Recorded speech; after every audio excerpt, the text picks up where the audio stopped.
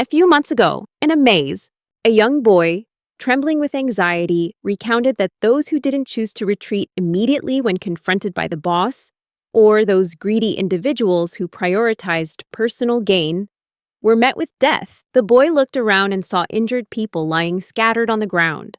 He went on to say that this was exactly what he had seen, and wondered if they were still alive when a monster appeared before him. The monster stood opposite the boy and stared at him, making him think it was the floor boss, and he trembled with fear. He recalled that the injured had been knocked unconscious with just one blow from the monster. The boy said that with just one blow, everyone was knocked out. That was the power of the floor boss. They needed to get out of here, but he didn't know how. He wondered whether he should flee while taking the other three with him, or try to buy time until rescue arrived, but then realized neither option was feasible. He thought there was only one way left. He had to prepare himself and call himself Wim Strauss. Wim then used Switch Pup and Spieler, and he thought that after finishing his spell, he could escape alone. That thought flashed through his mind. The dragon's wings, they had accepted someone like him as a teammate, and he had acquired them. He thought about all the days he had spent with them.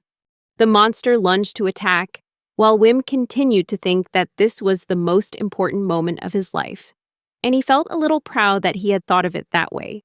At the Dragon's Wings house, the other members cornered Wim. Meanwhile, Wim, trembling, asked them why and said that something strange was happening. The male member told Wim not to make him repeat himself, then drew his sword and pointed it at him. This male member is Kronos, the leader of Dragon's Wings, and he further told Wim that he had told him to get lost. Nikor, the priest, said that was obvious, while Melis, the sorceress, remarked that Wim had truly gotten the better side this time. Nikor went on to say that just because Wim delivered the final blow to take down the floor boss, he was acting like a hero. At this point, Kronos told Wim that it was his magic sword and Melis's magic that had cornered the boss, and then asked him if he considered it his own achievement. Wim stammered nervously, saying he'd never thought of it that way, that it was a victory for the whole group. He recounted how he'd miraculously defeated the floor boss. It truly was a miracle. He thought everyone would praise him. Wim wondered why things had come to this point, while Melis remarked that his buffs were truly lacking, a point Kronos agreed with, saying it was all Wim's fault, leaving him utterly disappointed. He thought that from the very beginning, they had never truly accepted him. He knelt down and said he was sorry for what he had done. But Dragon's Wings is the only place he has. No one else will hire a grantor like him. He'll do his best not to cause any more trouble. So please, let him stay. This is the only place he belongs. Kronos stared at Wim. Then he replied, "Then do it this way. If you can beat him in a fight, he'll let you stay." Wim was shocked to hear that and thought, how could someone who isn't a professional fighter like me possibly defeat a warrior like Kronos? Wim muttered that he would need another miracle and forced a nervous smile. Kronos became furious, shouting at the boy what he was laughing at. Then he grabbed Wim by the neck and shoved him against the wall, causing Wim to groan in pain. Kronos yelled that he was a useless person who only knew how to use a few low-level buffs. So you shouldn't disobey the leader's orders. Nikor anxiously tried to dissuade Kronos, warning him that if he continued, things would get worse. But before she could finish, she was interrupted when Kronos threw Wim to the ground and berated him, calling him a weakling. Kronos cursed angrily and wondered how on earth such a weakling could have defeated the floor boss. Sitting slumped on the floor, Wim coughed incessantly and thought that even though he had risked his life for them, the members of Dragon's Wings, those who had taken him in when he was just a menial worker, he simply wanted to repay them. At that moment, a girl walked into the room, leaving Wim bewildered and unsure of what was happening. The girl stared at Wim, while he, bewildered, asked her who she was. Kronos then introduced her as Sophia, who would be joining the team in his place. He added that she would be a valuable asset to fill the void that Wim would leave. Kronos held Wim by the head and kept insisting that he not be made to repeat himself. Then he flashed a cruel smile and told Wim to get out. That they didn't need him anymore. Wim was completely stunned, speechless. Wim then recounted that Full Brown was a labyrinthine city, a place that held the dreams and hopes of young adventurers. A city thrives on the gifts that come from the labyrinth and on the people who venture into it in search of them. A vendor was explaining to a customer that this magic stone was a top-grade material, sourced from the 60th floor. Wim went on to recount that the labyrinth was filled with treasures of gold and silver and rare monster materials. And there are landscapes that cannot be found on the surface. The dangerous and unexplored areas of the labyrinth are endless. Fame and status are directly proportional to pioneering achievements, something that is certain to come to those who venture forth. And the bond between those who have crossed the line between life and death together is stronger than even blood ties. Those who dare to risk their lives to explore the labyrinth are called explorers. Thinking about being banished by Kronos, Wim muttered that he wished he could die. He knew for sure that there were still jobs at the Adventurers Guild, but the job of a Grand Tour wasn't in high demand, and he doubted any crew would hire him at this time. You could hunt some weak monsters like in the old days. No, maybe some mid-tier team would accept you. No, you shouldn't think too highly of yourself. A rank F team would probably be a better fit.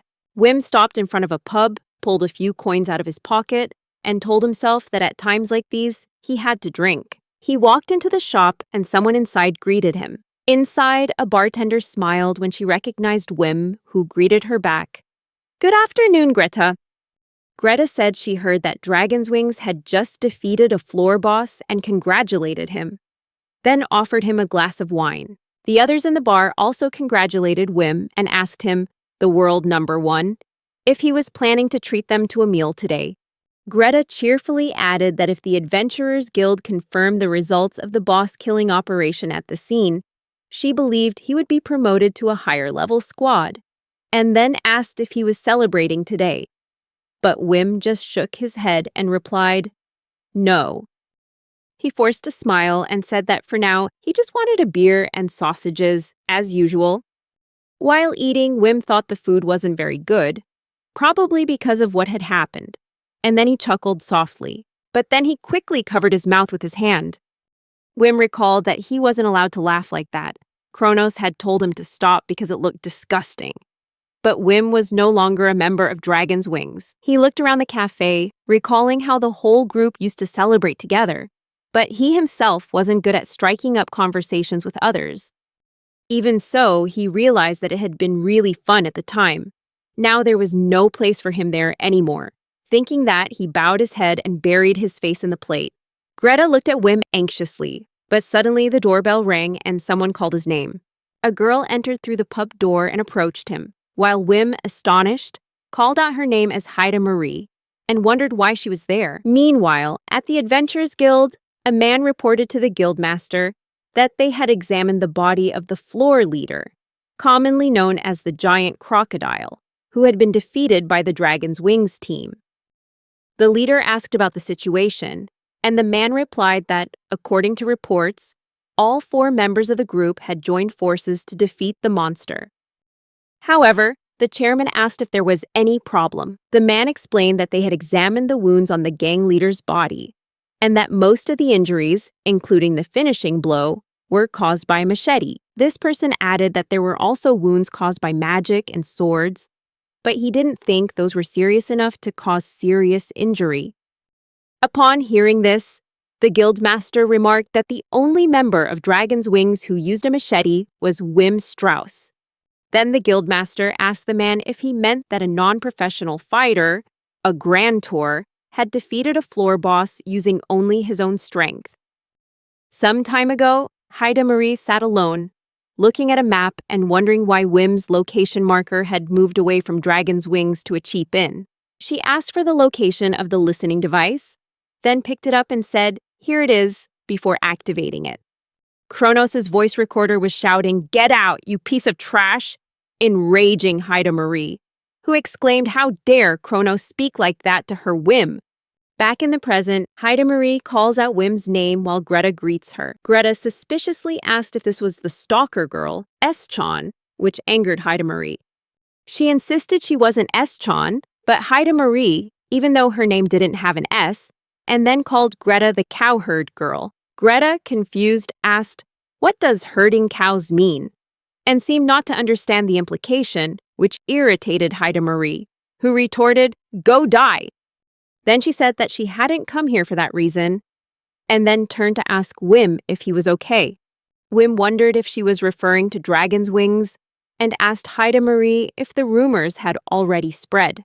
She replied that she hadn't and that only she knew. Wim then asked how she knew about it. Haida Marie replied that she knew everything about Wim. This completely shocked him, and he asked her how she knew. Haida Marie explained that it was because they came from the same village. Wim pondered for a moment, then said that perhaps that made sense. Greta asked Haida Marie if anything was wrong and if anything had happened to Wim, but Haida Marie hesitated and didn't say anything. Wim felt embarrassed and awkwardly said that he really didn't know what to say, but he had actually been kicked out of Dragon's Wings. The people in the pub overheard it by chance and were all surprised. One man asked why he was kicked out when his team was almost certain to be promoted. Another said he was just doing menial tasks, while another commented that he had heard about the other three, but hadn't heard anything about Wim since. Wim replied that they hadn't even given him time to prepare, but he had kept the paperwork ready in case he needed it. So he thought everything would be fine. He also said that Sophia seemed good at it, and that she might finally be able to do what he had done. Haida Marie asks Wim about Sophia and whether she is his replacement. Wim confirms and says that she is a beautiful fairy. Haida Marie angrily says that Kronos has yet another girl, but Wim asks her not to say so and admits that it's probably true.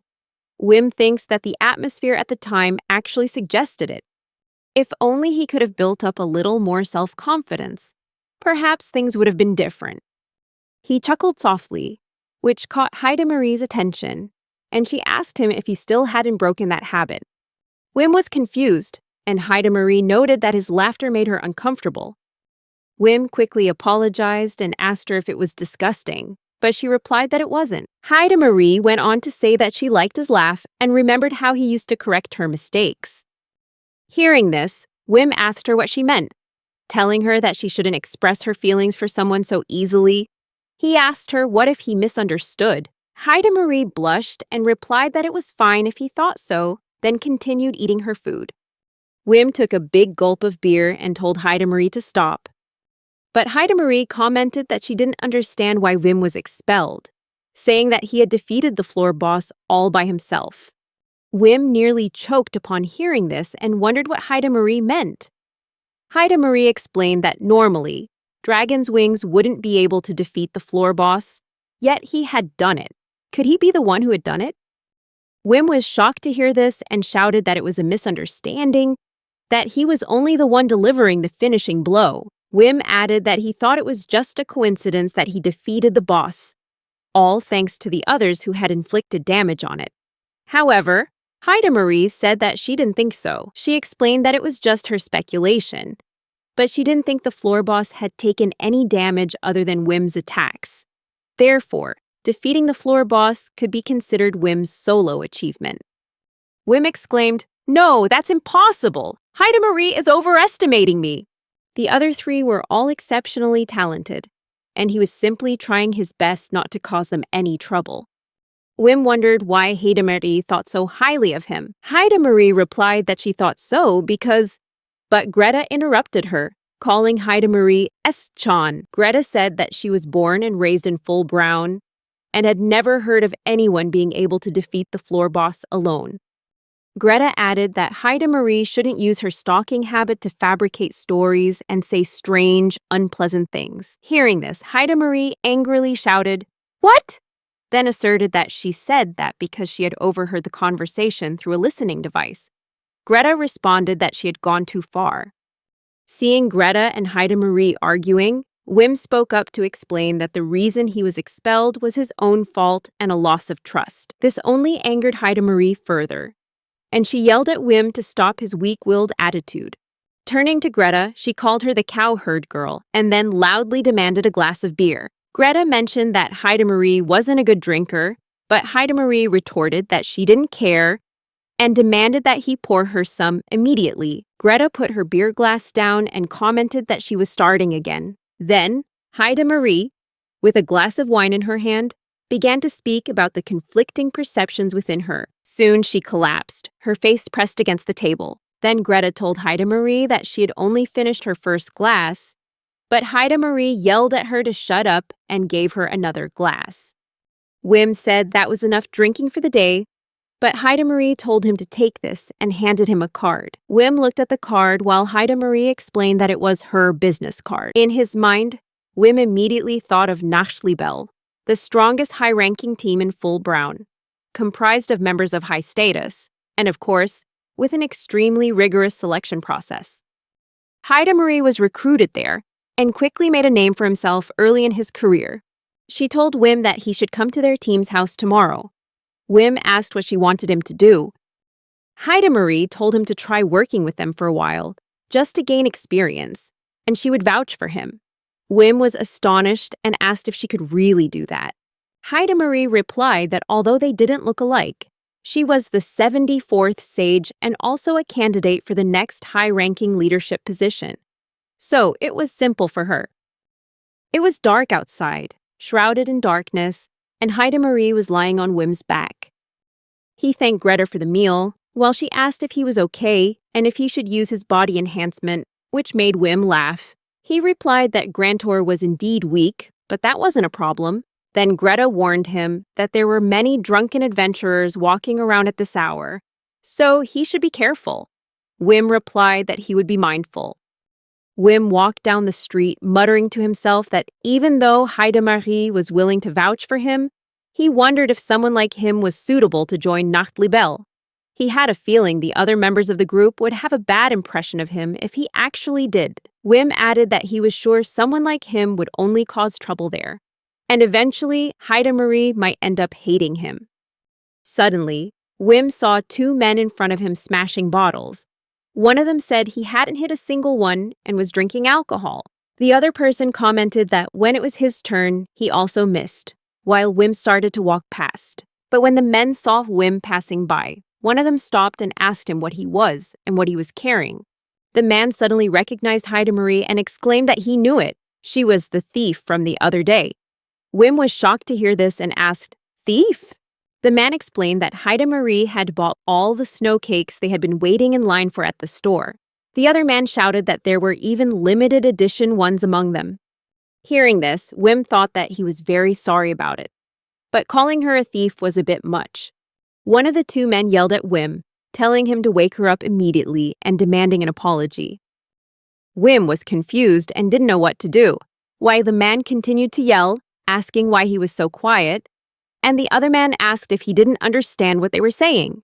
When one of the two men tried to touch Haida Marie and yelled at him to wake her up, Wim immediately used his pump-up Svimol instant enhancement skill, ×2, and disappeared from his current location. The two men were bewildered, not knowing what had happened. One of them asked, "Where did he go?" But immediately, they saw Wim appear on the stairs above. Wim bowed his head in apology on behalf of Haida Marie for what she had done, saying that she had also shared some of the snow cake with him that day. The two men were stunned, and Wim thought to himself, "This is bad. They seem even angrier." He quickly excused himself and left. At that moment, the other two began talking about Haida Marie, realizing that she was from Nachtliebel, the girl with the two braids. One person asked the other if they had seen what the boy had just done, but the other said they hadn't and wondered if the boy was also a member of Nachtliebel. While escaping from the two drunk men, Wim stopped and breathed a sigh of relief, saying that they were indeed drunk. But since he had made it this far, they should be all right. When Wim heard Haida Marie whispering something, he asked if she was awake and if she could walk. Haida Marie replied that she couldn't walk, which made Wim smile and remember her promise to take care of him so he could just take his time and continue walking. Just a few hours earlier at the pub, Wim had thought that someone like him joining Nachtliebel was a far-fetched idea. Haida Marie is a strong candidate for the next high-level leadership position, and what's more, she possesses a rare profession, sage. She's a good person, always chatting with someone like you. He couldn't cause her any more trouble, but Marie grabbed Wim's shoulder and told him to go ahead, which surprised him. She went on to say that Wim has unlimited potential, and that if he joined Nachtliebel, he would discover who he truly is. She added that he should live his life the way he wants. Returning to the present, Wim thanked Marie for being there for him during his most difficult time. He said he wasn't sure if he should say this, but Maria should also live freely. She doesn't need to feel any responsibility or obligation towards him. Hearing this, she called out his name and insisted that it wasn't like that she wasn't doing this out of any sense of obligation or debt. Wim then asked what their relationship was. Marie awkwardly replied that it would be best if Wim didn't find out. He asked, confused, why? And she replied that it was because she knew everything about him, which stunned Wim. Nachtliebele is the highest-ranking group with over 100 members, and 30% of the floor managers have been defeated by this group. Wim paced anxiously back and forth in front of Nachtliebel's headquarters, wondering if it was really okay for him to be here. A man noticed him and thought there was a suspicious person lurking nearby. The man approached and asked what he needed, causing Wim to start trembling and feel awkward, not knowing what to say. Worried, Wim took something out of his pocket, making the man think it was a weapon, so he immediately prepared to fight. But then Wim just pulled out a business card and said that Marie had given it to him. The man was taken aback when he saw the card and hesitantly asked if he was a friend of Marie's. Shortly afterwards, Marie appeared and welcomed Wim to Nachtliebel. While Wim was surprised by the sight inside, he thought to himself that this place was amazing, more like a mansion than a team's home. Marie showed him where the dining hall was, where the training room was, and as for that other place, but before she could finish, another person approached. It was the same man from earlier. He apologized for what had happened and said that Wim didn't look like the picture he'd been told about him.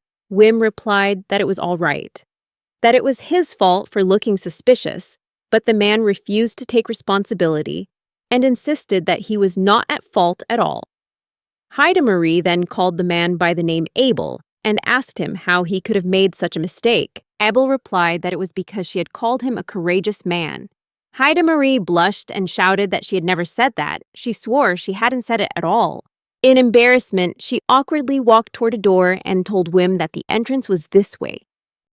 Then she and Wim entered a crowded hall with many people already inside. Approaching a woman, Marie cheerfully said that she had brought Wim along and called her Camilla. Camilla smiled and said she understood. Wim thought to himself that this woman was the leader of Nachtliebel, the silver-haired Camilla. She is one of the strongest warriors in Fullbrow. Camilla approached Wim and remarked that he was smaller than she had expected. Immediately afterwards, she covered her mouth and said that it was impolite to say that, because she had heard that he was a handsome and masculine young man.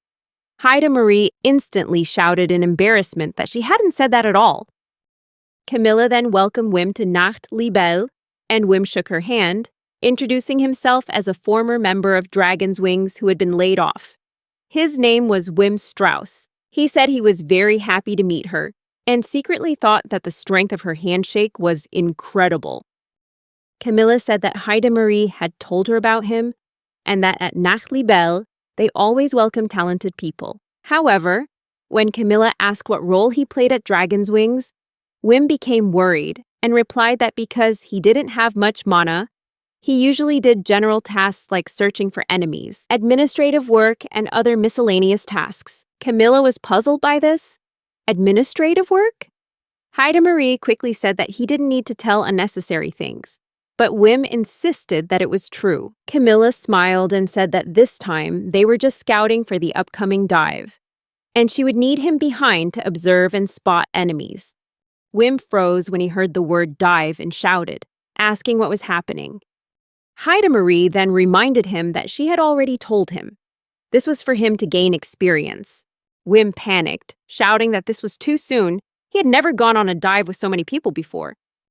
But Marie reassured them that everything would be all right. They just needed to enter the labyrinth. Wim and the others gathered in front of a crystal ball, from which a magic circle formed on the ground.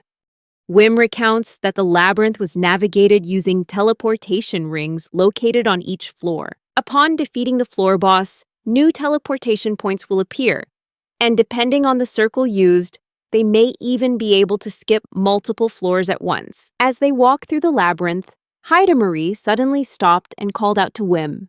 She apologized and gave him a scarf, asking him to wear it for a while. Marie explained that they were about to use a special teleportation tunnel that Nachtlibel was keeping secret.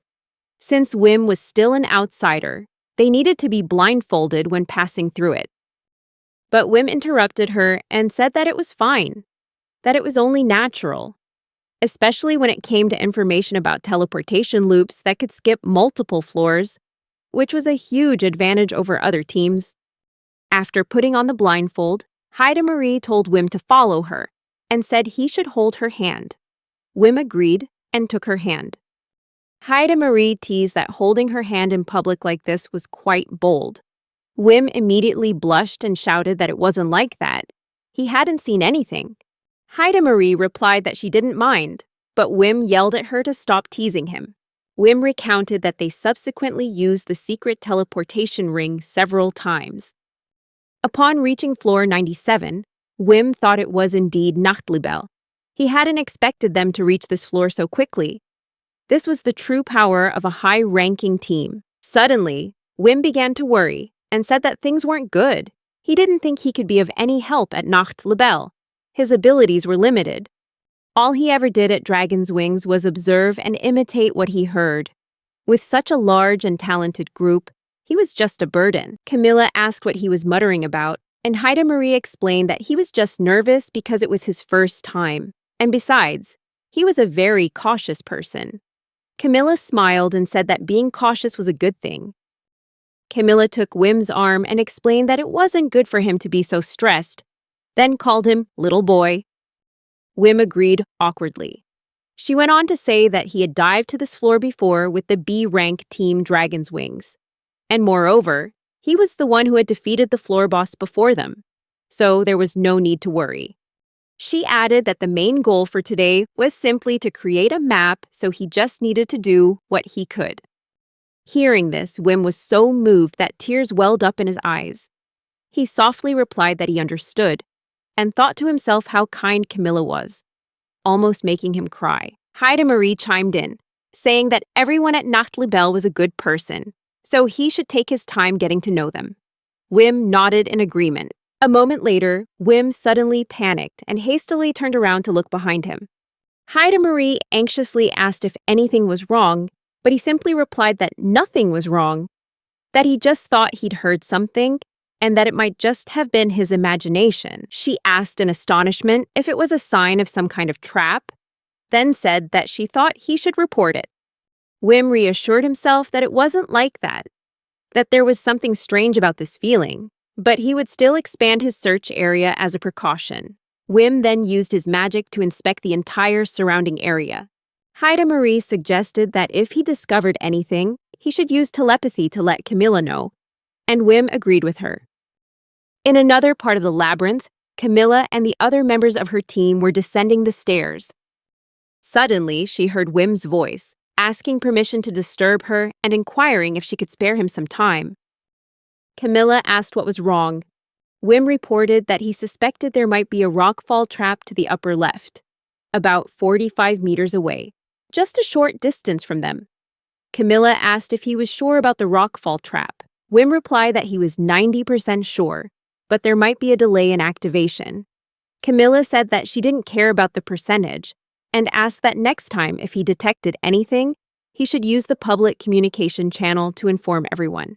Wim agreed, secretly thinking that only large teams had such a team-wide communication system, which made him even more nervous. Shortly afterward, an announcement was made on the public channel stating that a rockfall trap was likely to appear in the front left with an estimated weight of approximately 150 kilograms, shaped like a stone column. This information came as a complete shock to all the team members. Seeing everyone's surprised reactions, Wim wondered what was going on and whether he had messed things up. Meanwhile, Camilla stated publicly that if that were all, Abel could handle it. Abel replied that this was Abel and that he would handle it. Abel approached the suspected trap, and just as he arrived, a large rock fell down. He quickly caught it, preventing himself from being hit. Later, Abel announced on public channels that the trap had been defused. Camilla praised him for doing a good job, and she added that the situation perfectly matched the description. The other members of Nacht Libelle were extremely surprised. They asked if it was really possible for him to do that, and said they had never heard of such a trap-detecting ability, let alone predicting its shape. Some people suspected it might just be a coincidence, then wondered if it was the power of one of the people from Dragon's Wings.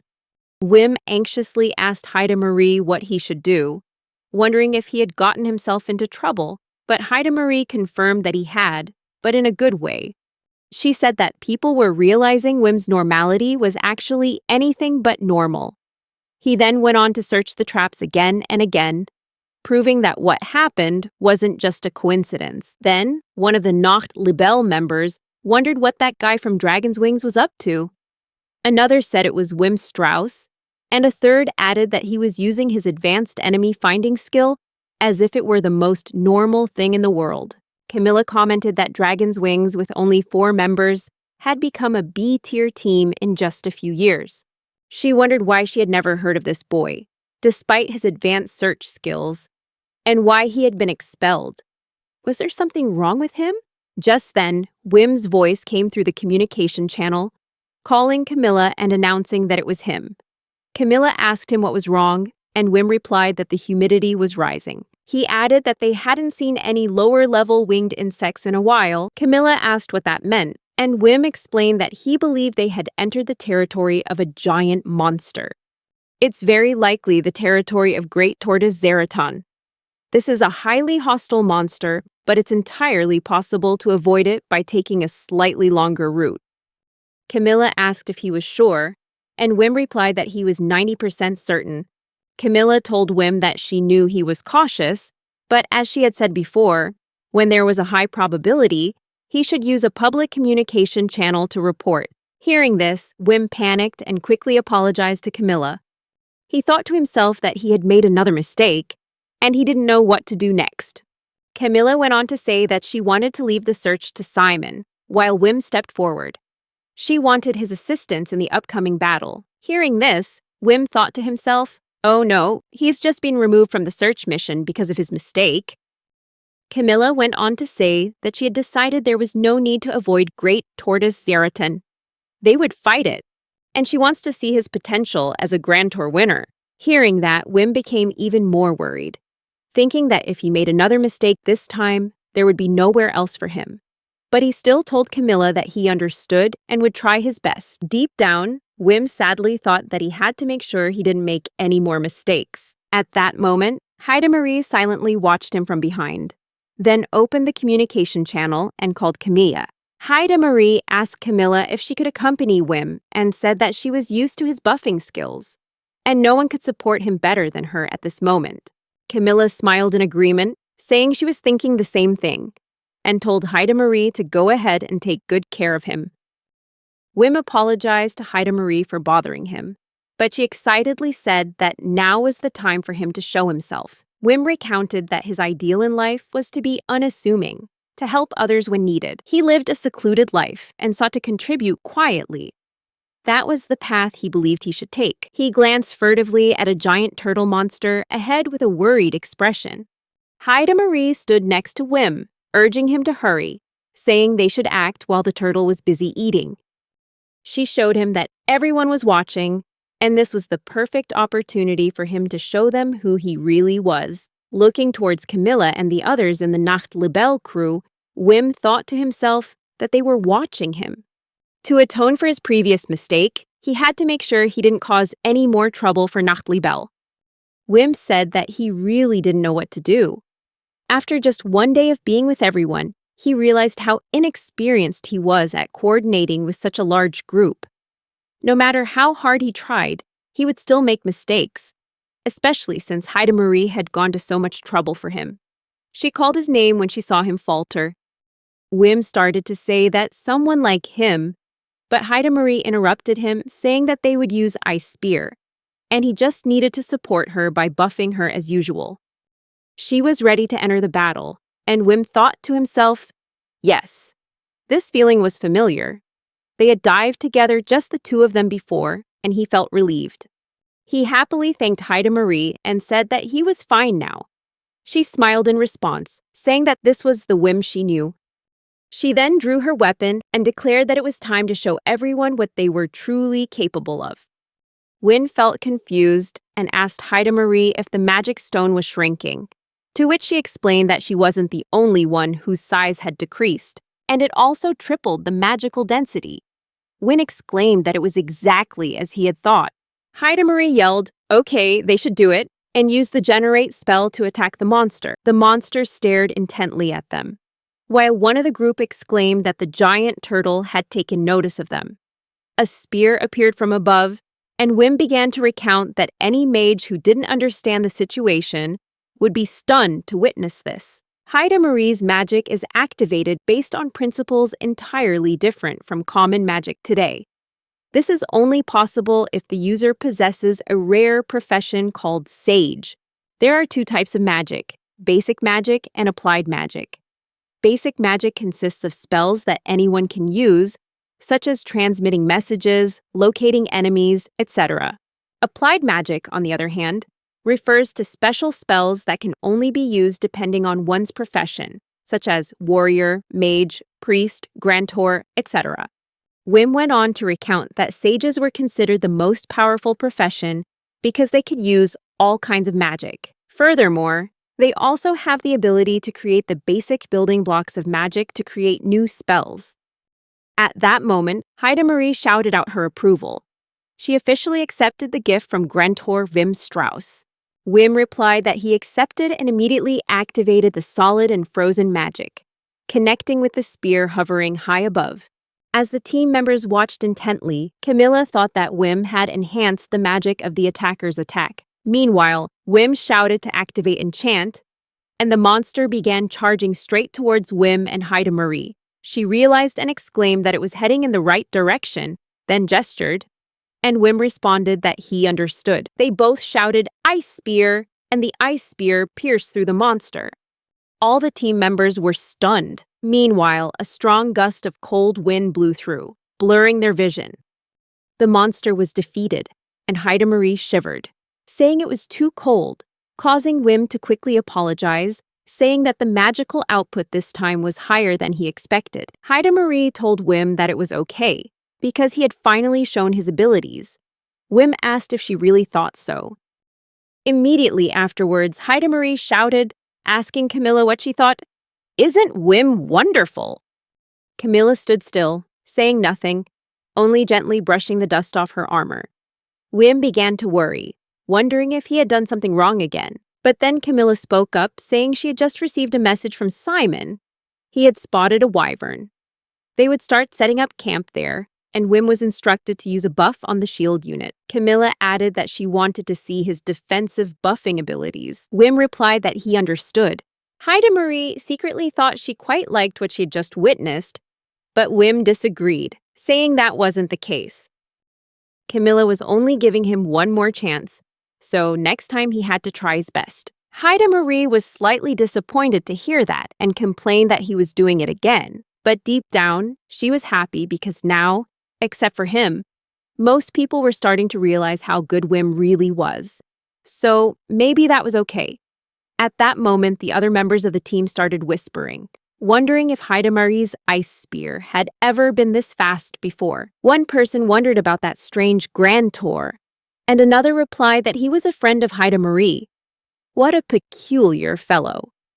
Haida Marie suddenly stared at both members and asked if they had said anything. They fearfully replied that no, nothing. Then Abel approached Wim and said, "Let me introduce myself. I'm Abel, the squad leader. It's a pleasure to meet you." Wim thought to himself that Abel was the captain, which was amazing considering they were the same age. He replied that it was nice to meet him. But when Wim tried to shake Abel's hand, he started to panic, thinking he couldn't talk to strangers, not knowing what to say next. He pulled his hand back, surprising Abel, who asked if he was all right. Wim replied that he was fine, but inwardly he thought it was a disaster. Abel will find you terrible, will hate you, and then everything will go back to how it was before. However, contrary to expectations, Abel laughed and told him there was no need to be so stressed. That calmed Wim down. He thought to himself that Abel was so kind and it warmed his heart. Then, Abel said that he had heard Wim could strengthen their defenses and apologized for not having much experience using buffs. Wim retorted that there must be some grantor at Nacht Libel. Abel replied that he had heard only one person had ever held that role before. Wim thought to himself, that makes sense. It's not a popular profession after all. Wim then explained that only if he could obtain the buff's approval could the grantor activate the buff on the target.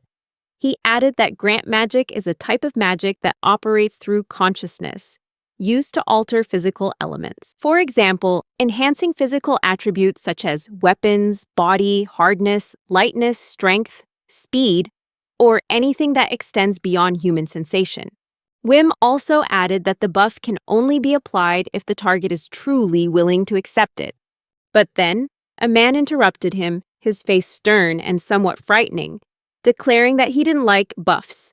This made Wim anxious and frightened.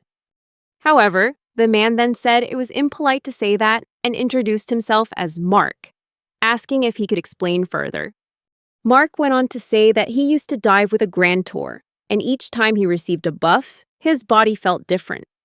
There were times when he lost control of his body and couldn't act properly. Often, grantor would also add all sorts of attributes, causing many unwanted effects.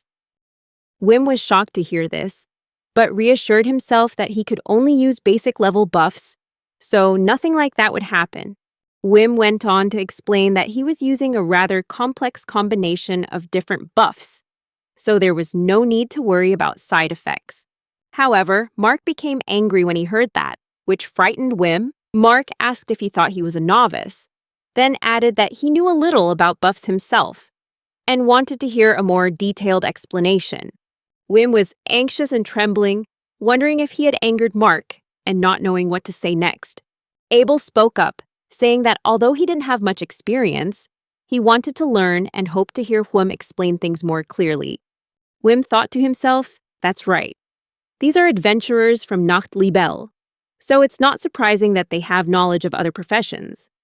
He asked if they really wanted to hear it, then told them not to worry, because there would be no change in their feelings. Mark was confused by this, which caused Wim to fall silent for a moment. Mark asked him what he meant by saying there would be no changes, and whether such a buff actually existed.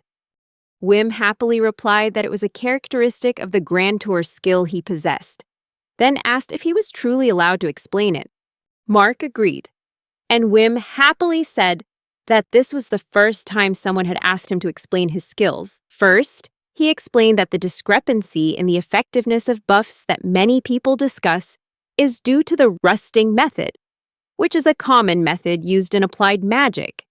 The incantation method, on the other hand, is a way of casting spells where the incantation is fully and clearly established.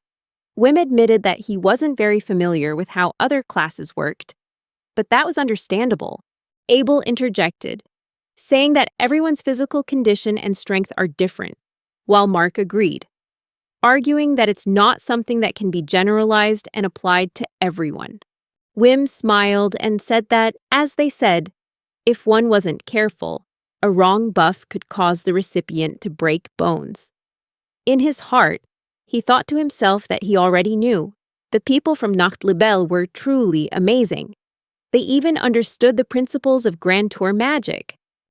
Then Wim began chanting, Lorem ispum dolor sit amet, consectatur adipissing elit, and continued reciting everything he knew. Realizing he was talking too much, Wim awkwardly apologized and asked if he had been talking excessively, but Abel, Mark, and the others all smiled and replied that it was all right, perfectly fine. Wim went on to explain that thanks to the special buff skill, he could combine 7 defensive enchantments into a single spell, and even gather all 25 sensory-related enchantments into a single incantation.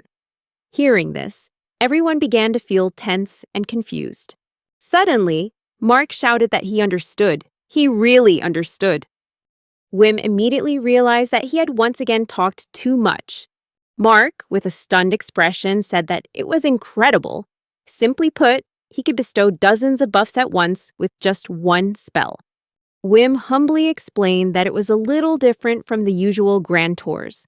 Because he didn't have much magic power, he had to carefully divide and utilize the limited amount of magic he possessed. Mark said that, to be sure, he confirmed that their feelings would remain the same as usual. Wim replied that the only difference was the feeling that his body was improving. Mark nodded, saying that he understood. Immediately afterward, Mark solemnly read the blessing. I, Mark, approve the blessing of Grantor Wim Strauss.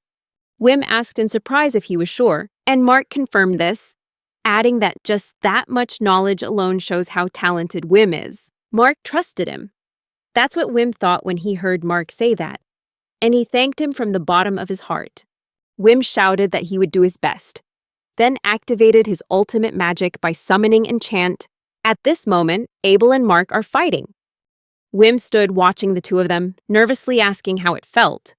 Mark replied that there was no need to say anything. It was a feeling he couldn't even put into words, his body moving more nimbly than even in his prime. Abel agreed with Mark, exclaiming that his body felt so light it was like a dream. Unlike any ordinary buff, Mark shouted to Abel, telling them to try coordinating some kind of move. Meanwhile, the other members of the team yelled at Wim, urging him to hurry up and buff them too. Wim agreed and began casting buffs on each person. Then, standing behind Camilla, Wim announced that he had arrived. Camilla nodded, saying it was fine, then noticed Wim was trembling and asked if he was okay. Wim replied that it was always like that. Whenever something big was near him, he would tremble like that. Suddenly, a monster appeared, and Camilla immediately ordered the entire team to prepare for battle. The monster roared in anger, and Camilla warned the shield units that a breath attack was coming. She trusted them, and they all confirmed in unison, ready to fight. The monster spewed fire toward the shield units, but they easily blocked it with their shielding spell. The attack was deflected, causing the flames to bounce back toward the monster. Wim watched the scene in amazement, exclaiming, "That's amazing! They've used reflection just as expected from Nachtlibel's shield units." Mark felt tense and asked Abel if they had actually used reflection, and Abel nodded in confirmation that they had, although it might just be a coincidence.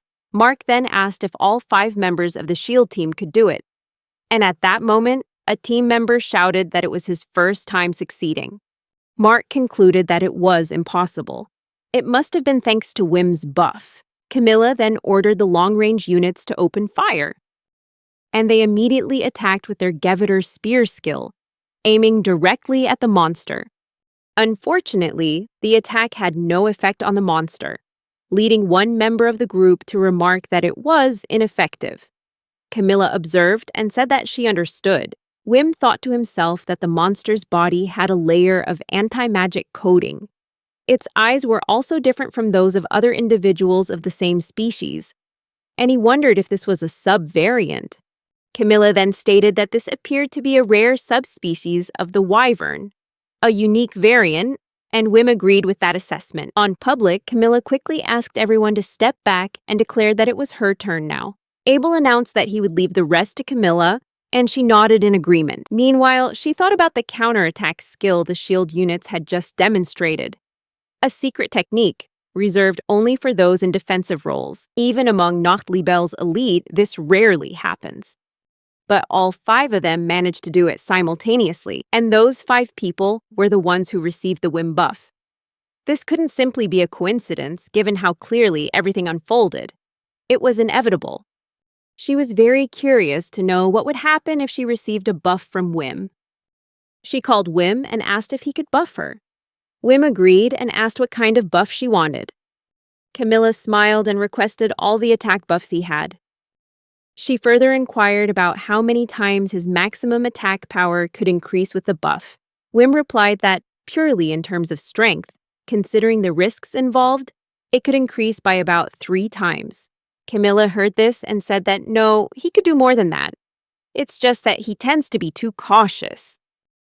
Wim panicked and screamed inwardly, No, I can't buff the captain without carefully considering the risks. It's too much of a burden and responsibility for me. But Camilla happily asked him to increase it tenfold. Wim was shocked and inwardly screamed, "No!"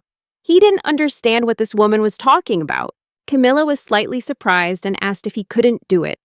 Wim reluctantly replied that he could, but increasing the dose tenfold would increase the risk of dangerous side effects.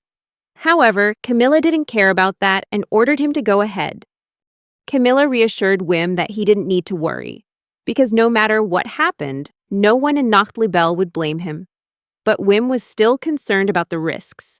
Camilla interrupted him, telling him to go ahead and buff her, and immediately declared her approval. She, Camilla, accepted the blessing from Grantor Wim. Wim was horrified to think that she was a true war-crazed warrior, and inwardly screamed that he wouldn't be responsible for what happened. Then he started buffing Camilla, activating his magic. While analyzing Camilla's body to adjust her buffs, Wim was astonished by her muscle and bone structure, wondering if she was truly human.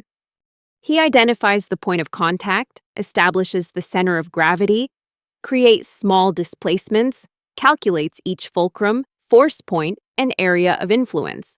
Wim summoned Bowen and Enchant, then applied their buffs to Camilla. She sensed the change instantly and smiled excitedly, recognizing the power surging through her body. Camilla said she understood. Now, it was time to act. Great executioner. Camilla stood face to face with the monster. Then she lunged forward to attack. She used her multiplication skill to close the distance. While lightning enveloped her sword, Wim stood watching with the other members, and he exclaimed that it was the legendary sword that had been rumored to be the Great Executioner. One team member said he didn't recall Camilla's multiplication ability ever being able to make the sword that big, and another agreed that he had never seen it this powerful either. Camilla prepared to attack the wyvern, chuckling softly as she called it Little Bird and telling it to get ready. She admitted that she didn't even know what level of power she currently possessed. As the wyvern lunged forward, using its Titan strike attack, Camilla swung her sword straight at it and took it down with a single blow. All the team members watched in stunned silence, speechless. Then Camilla calmly walked back to where everyone was, and Wim anxiously asked her if she was all right, and if she felt anything unusual. That moved Camilla, and she took Wim's hand and said that his buff was amazing and that her body was perfectly fine. Wim breathed a sigh of relief and said he was glad to hear that, as there was still about a 5% chance of physical aberration or discomfort occurring. Camilla asked in surprise, "Is that all?" Wim further explained that in some cases, it could even lead to muscle tears. Camilla was even more shocked, asking if it was really a muscle tear. And that was all? Wim replied that it was very painful. Camilla then asked if there were any other risks besides that, and Wim replied that the pain was enough to cause him to lose control of his body. Hearing this, Camilla burst out laughing, leaving Wim confused about what was happening. Meanwhile, Camilla thought to herself, "Wim Strauss? What an interesting person. He possesses extensive knowledge of labyrinths, skills far beyond his age, from the information he holds and his enemy hunting abilities to the capabilities of a grand tour, all of which are top-notch." She thought to herself that she didn't care about his past or why he'd been kicked out of the team before. She only knew one thing. She wanted this boy to be a part of Nachtliebel. Camilla kept laughing non-stop, which worried Wim, so he asked her if something was wrong. He began to wonder if it was a side effect of the buff he had just used, but then immediately dismissed the thought. Impossible, especially since this was Nachtliebel. At the Nachtliebel team headquarters, Wim and the other members were cheering and celebrating, throwing a big party. A man stood before the table and announced that during this dive, they had discovered a gold vein, and thanks to Mark, a large part of the map had been completed. This was a resounding success, and he urged everyone to eat and drink to their heart's content to celebrate the achievement. At that moment, a girl approached Wim and unexpectedly grabbed his hand, startling him. That was Mage Monica, and she happily said that his performance was so amazing that she almost fainted from excitement. She added that the buff he used on Haida Marie's ice spear was truly difficult to perform without deep knowledge of magic. Wim became flustered, replying that it was true. Monica smiled and complimented him on being a diligent person. But Wim quickly declined, saying that it was actually just because he had once wanted to become a wizard and had studied magic beforehand. Then Wim began to elaborate on other aspects related to the spell. This surprised Monica, who exclaimed that it sounded incredibly complicated. Wim gave a wry smile, embarrassed by her reaction. Deep down, he wondered what to do next. How could one possibly have a natural conversation with someone they just met? Just then, someone called his name, attracting Wim's attention. It was Simon, the scout captain, and Bettina, a member of the team. Simon approached and apologized for interrupting him during the celebration, but said he was very interested in his scouting skills. Wim was astonished, thinking to himself that it was Simon, the famous captain of the scouting team. He quickly said that he had read all the books and articles Simon had published. Simon was surprised and said, "Really? I feel very honored to hear that." Simon was about to continue talking about how Wim had discovered the traps in the maze, but was interrupted by someone else. Someone shouted that they shouldn't be talking about work during a celebration like this. Mark appeared with Abel and declared that the only thing they should do right now was drink, while Abel stood behind him, smiling happily. Wim called out Mark's name, and Simon remarked that Mark always drank too much, which made Mark laugh. He handed Simon a bottle of wine and told him not to say such things anymore. They should just drink and have fun together. Then, Mark sat down next to Wim and said that, anyway, his buff was really impressive. He said that the fact it could trigger a reflection made him wonder, was that the original goal? Wim hastily denied it, shouting that it wasn't true, that all he did was assist. The achievement was thanks to everyone's skills, specifically all 5 members of the team. Mark laughed heartily and complimented him, saying, "Keep up the humble, and you might even get a promotion soon." This left Wim bewildered, not understanding what was happening. Abel also chimed in, saying that Wim's buff was truly amazing. He felt ashamed for his somewhat rude attitude toward him this morning, but Wim told Abel not to worry. He knew he looked suspicious at the time. He was just doing his job, so he couldn't be blamed. However, Wim was still uneasy, worried that he might be ruining the atmosphere. He chuckled softly out of embarrassment, but then realized everyone around him was silent, and he immediately felt ashamed. Wim started to walk away, asking for permission and joking that he was going to kill himself. Abel immediately yelled at him to stop, saying it was all right. Abel smiled, placed his hand on Wim's shoulder, and revealed that Heidemarie had once told him that Wim often got lost in his own world. Mark chimed in, saying that Wim didn't need to worry at all. He then asked if Wim would be interested in joining Nachtlibel anyway. Wim replied cautiously that if he was suitable for the position, then, in his heart, he thought that everyone here was so kind to him. He knew they might just be simple, polite compliments, but they all genuinely appreciated him. This place is really different from Dragon's Wings. Here, everyone has a much calmer and more mature demeanor. This is a nice place to stay. It would be great if he could actually stay there. Unexpectedly, Heidemarie appeared, taking a bite of meat as she walked in, and she said in a relaxed voice that everyone had done a great job. Wim looked at her, his voice trembling as he repeated her words. Mark called her little girl and told her to sit down, which she agreed to. Wim remarked that her appetite was as good as ever. At that moment, someone shouted that they had run out of meat, to which Wim could only comment that it was nothing unusual. Heidemarie said that Wim was becoming quite popular anyway, but he asked her not to say that anymore. She teased him, asking if he was worried about getting too much attention, and Wim admitted a little. Everyone else was doing great, while he was simply the supporting actor. Heidemarie asked if he was still talking about those things, then asked if he noticed the passionate look Camilla gave him. She'd definitely go crazy for him, but Wim told her not to talk about those things anymore. He was about to say something about Camilla when Heidemarie interrupted him, reminding him that she was probably in the office handling the paperwork related to today's dive. Wim said that was great, then thanked her and left. Meanwhile, Camilla was in her office feeling pressured and wondering if she could finish all her work before the end of the day. She thought today's dive was a huge success and Wim's performance was incredibly impressive. But what kept her thinking was the buff he used.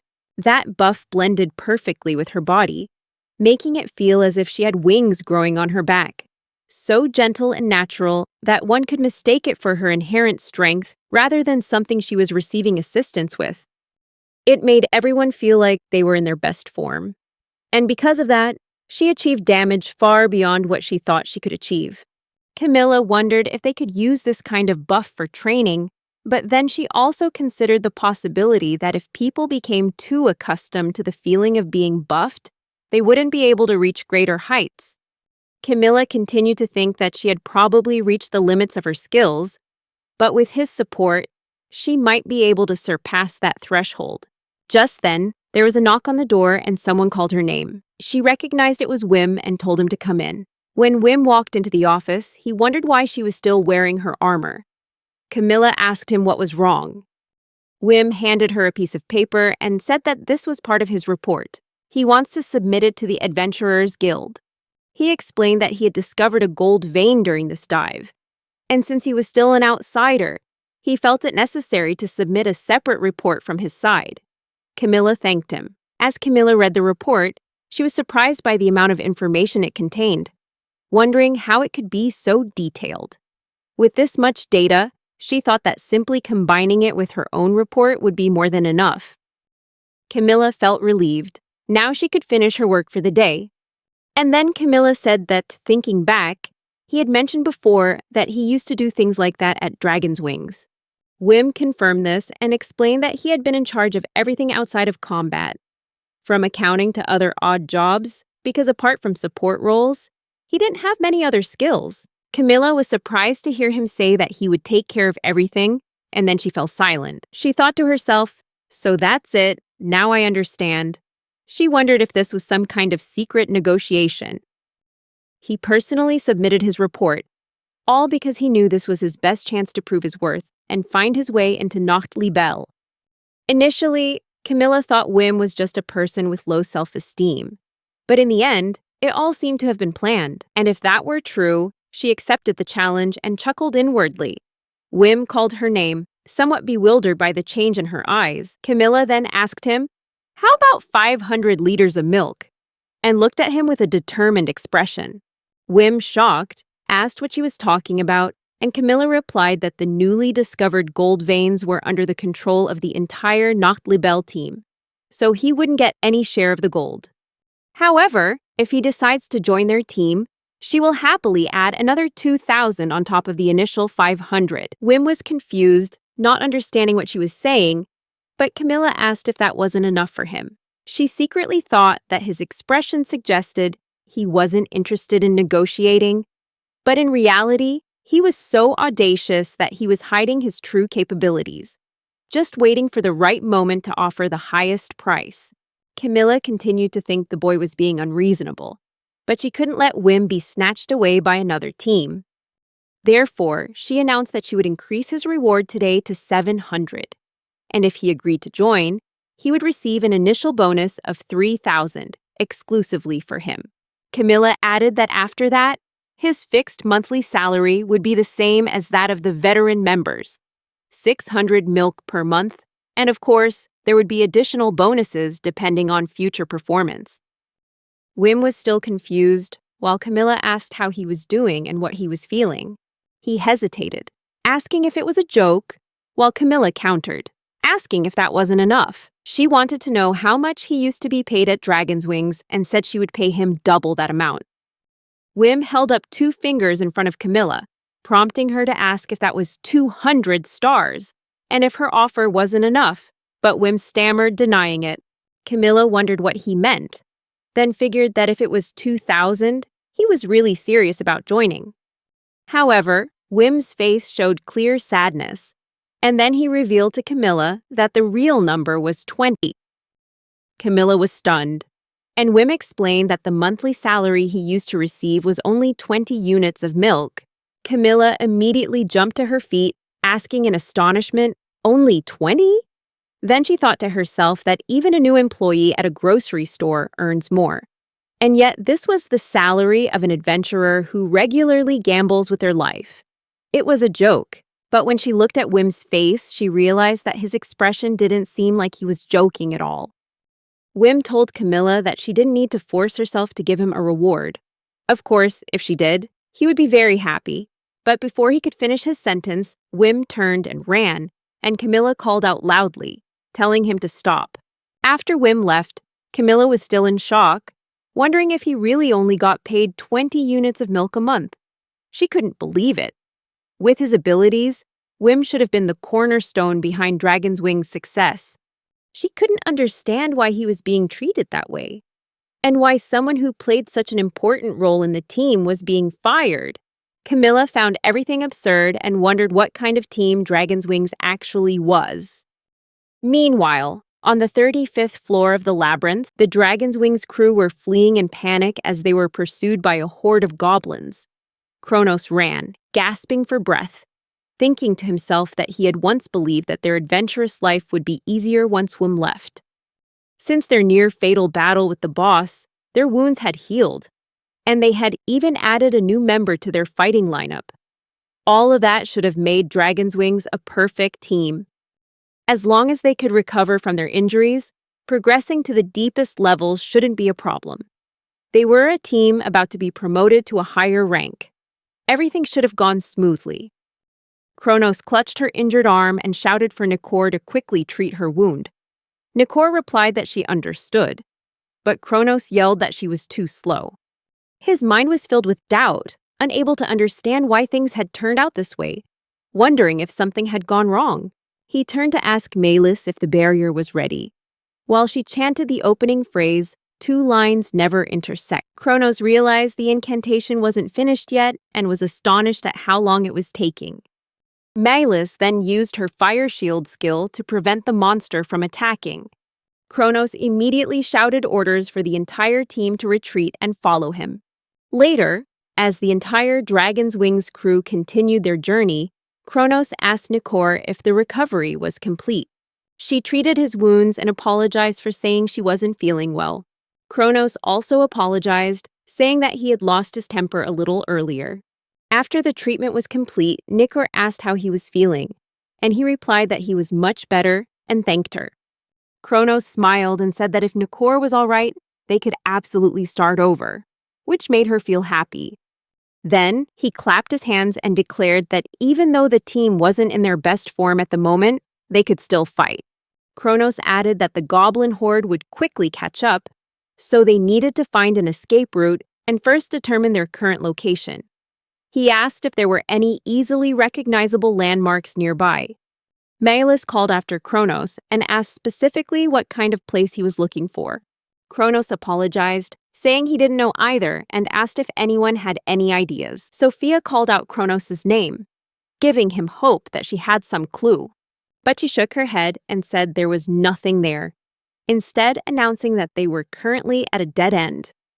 Kronos panicked, realizing they were trapped in the worst possible situation. A dead end in the labyrinth, with the enemy close behind. At the Dragon's Wings cruise house, Melis asked Nikor if she could eat anything, but Nikor replied that it would be difficult. Melis said there was some water there. Shortly afterward, Nikor started coughing, causing Melis to anxiously ask if she was all right. Nikor replied that she was fine and thanked Melis. Just then, there was a knock on the door. Kronos entered the room carrying a plate and said that Sophia had peeled some apples for her. Kronos fed Nikor an apple and told her they should rest a little now. He added that he was truly surprised they encountered difficulties right on the 35th floor. Perhaps the group hadn't fully recovered from their previous battle with the floor boss.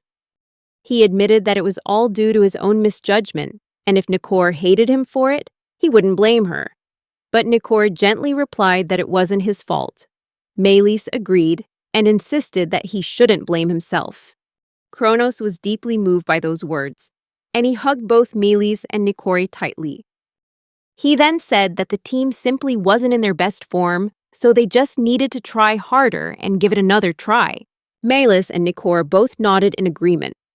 Meanwhile, Sophia was sitting alone, silently reflecting on the disastrous outcome of her recent dive. Their tactics revolved solely around basic swordsmanship and a few simple spells. Their coordination was very poor, and their understanding of the labyrinth map was incomplete. It's hard to believe they ever made it past floor 30. She recalled that during the battle, she used a flashbang and shouted to the group that this was their chance to retreat. At that moment, Kronos told her she was a true savior. Sophia thought to herself that despite their desperate situation, they were lucky to have survived. In that circumstance, it wouldn't have been surprising if the entire team had been wiped out. She knew perfectly well that they were still recovering. But she couldn't possibly recognize this as the B-rank team that had once defeated the floor boss. Not only that, but now there's another problem that needs to be solved. Looking at the stack of documents in front of her, she recalled Kronos saying that the person who had done this job before her was completely useless, so they had handed over all the menial tasks to that person. Then he asked her if she could take on the job. He also added that if it becomes too much, they can share the workload. But for now, he's relying on her. Sophia pondered the remark. He had called the previous person useless. She continued sifting through the pile of papers, reports, delivery schedules, team home repair plans, invoices, taxes, and more. In addition, there are documents detailing the layout of each level in the labyrinth, along with the detailed characteristics of the monsters that appear there. The level of detail in the documents is so extensive that it's almost a complete, in-depth essay. Sophia realized that the workload was truly overwhelming, and she began to wonder if her predecessor had done all of this alone. He called that person useless, but on the contrary, Sophia began to wonder, what exactly had the leader of this team, Kronos, actually accomplished? In a flashback, Kronos is sparring with Wim. When he lands a blow that causes Wim to scream in pain, Kronos said that he couldn't even handle the role of sparring partner, then turned to Nikor and told her to treat him. Nikor replied that she understood and had begun to heal Wim, but she coldly made it clear that she wasn't doing this for him. Then she reproached him, asking if he couldn't be a little more useful for Kronos' benefit. Wim sadly apologized to Nikor, while Kronos yelled that if he was healed, he should get up immediately. Wim replied and struggled to his feet. Kronos immediately yelled at him, telling him to remember one thing. He was completely replaceable by anyone else. No place in the world was generous enough to hire someone like him. So, he should start being useful for once, or he'll get fired. Wim was shocked to hear that and repeated in a panic that he would be fired. Kronos angrily retorted, "Isn't that obvious?" Then yelled that he had been kicked out and told him to get out of there immediately. At that moment, Wim suddenly woke up from his dream, his whole body trembling with fear. On the roof of a nearby building, Hidemari quietly watched him and said that Wim was having nightmares related to dragon's wings again. She called him poor little Wim in a voice full of pity. She said that Wim is currently staying at Nachtlebel's guest house as a temporary member, and ever since he moved here, keeping an eye on him has become much easier. Previously, due to the vast distance between their residences, surveillance was severely limited, and there were even times when she had to sneak into the Dragon's Wings base. But now, such dangerous actions are no longer necessary. The various communication seals, eavesdropping stones, and even the magic she created herself to monitor Wim, all were legitimate games as long as the purpose was to ensure his safety. Hidemari giggled as she wrote in her diary. As she wrote, she recounted, Wim's Observation Diary, Volume 105, Morning. Wim starts his day by going for a run to relax his body. At the Nachtleibel canteen, breakfast consisted of boiled and grilled sausages, moderately salty bacon, and steamed potatoes with a soft yellow interior. Wim likes such simple meals. In the afternoon, he spent time researching magic and the ecosystem of monsters. Back in Dragon's Wings, he was always busy with all sorts of chores, but now at Nachtleibel, he has free time to do what he truly wants. In Wim's room, Hidemari stood silently before him as he slept, thinking to herself how adorable he looked in his deep slumber. She noted in her diary that his weight was 129.26 grams, 0.21 grams heavier than yesterday. Then she continued thinking about their conversations. In one of them, she had said, "Oh, what a coincidence. I didn't expect to see you here." And Wim had replied, "Good morning." Then she walked down the hallway, thinking to herself that she still couldn't believe Wim lived so close to her. She wondered how many years had passed since they had last been this close. The next morning, while I was in my room, a bell rang continuously. Hidamari's listening stone signals that Wim is doing something that is not part of his usual schedule. She immediately opened the map to check. Hidamari wondered what Wim was doing in the courtyard. Who had dragged him out there? Was it Obel? She ordered the eavesdropping stone to activate, and when the stone began to vibrate, she heard a voice say, "Sorry for calling you so early in the morning." Hidamari was immediately shocked to realize it was a woman's voice. In the courtyard, Wim was with Camilla, and she announced that they should begin. Wim agreed. Observing from the rooftop, Hidamari breathed a sigh of relief and muttered that it was just Camilla after all, and she had worried too much. Meanwhile, Wim summoned Enchant and began buffing Camilla. Hidamari continued to observe and commented that Wim and Camilla currently seem to be using Wim's buff during a training session. She explained that the first step is, once the body has been given a weak buff, move as fast as possible so that the body gradually adapts to the new speed. Step 2. When the buff disappears, try to recreate that movement using your own strength. Hidamari continued to observe and realized that this was Camilla's plan to gradually overcome her own limitations. As Camilla swung her sword, a strong gust of wind erupted from her movement. After a moment, Wim stood motionless, stunned. Meanwhile, Hidamari thought to herself, "What a monster." Camilla had adapted to the speed of the weak buff in just an hour. Camilla excitedly said, "That's great, very good," and smiled with delight. She noted that her hand was still slightly misaligned and wondered how she could fix that. Wim thought for a moment and then told her that if he adjusted the friction in her joints, she might achieve more optimal movement. He added that it was more like a performance reduction than a buff. But Camilla asked if he could do it and immediately agreed. Then Camilla tried again, and Wim asked her how she felt. Camilla called him Little Wim and hugged him tightly between her breasts, causing Hidamari to scream in shock.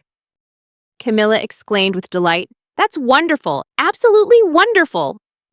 While Hidamari continued to watch, she angrily shouted, "Why would Camilla do that to my Wim?" Hidamari reassured herself, "No, wait, I need to stay calm." Camilla smiled, and Hidamari told herself it was just Camilla. She was only hugging Wim out of excitement. Yes, simply that. There was nothing between them. Wim grinned brightly while Camilla continued to hug him, and Hidamari looked back and began to wonder if there really was nothing between them.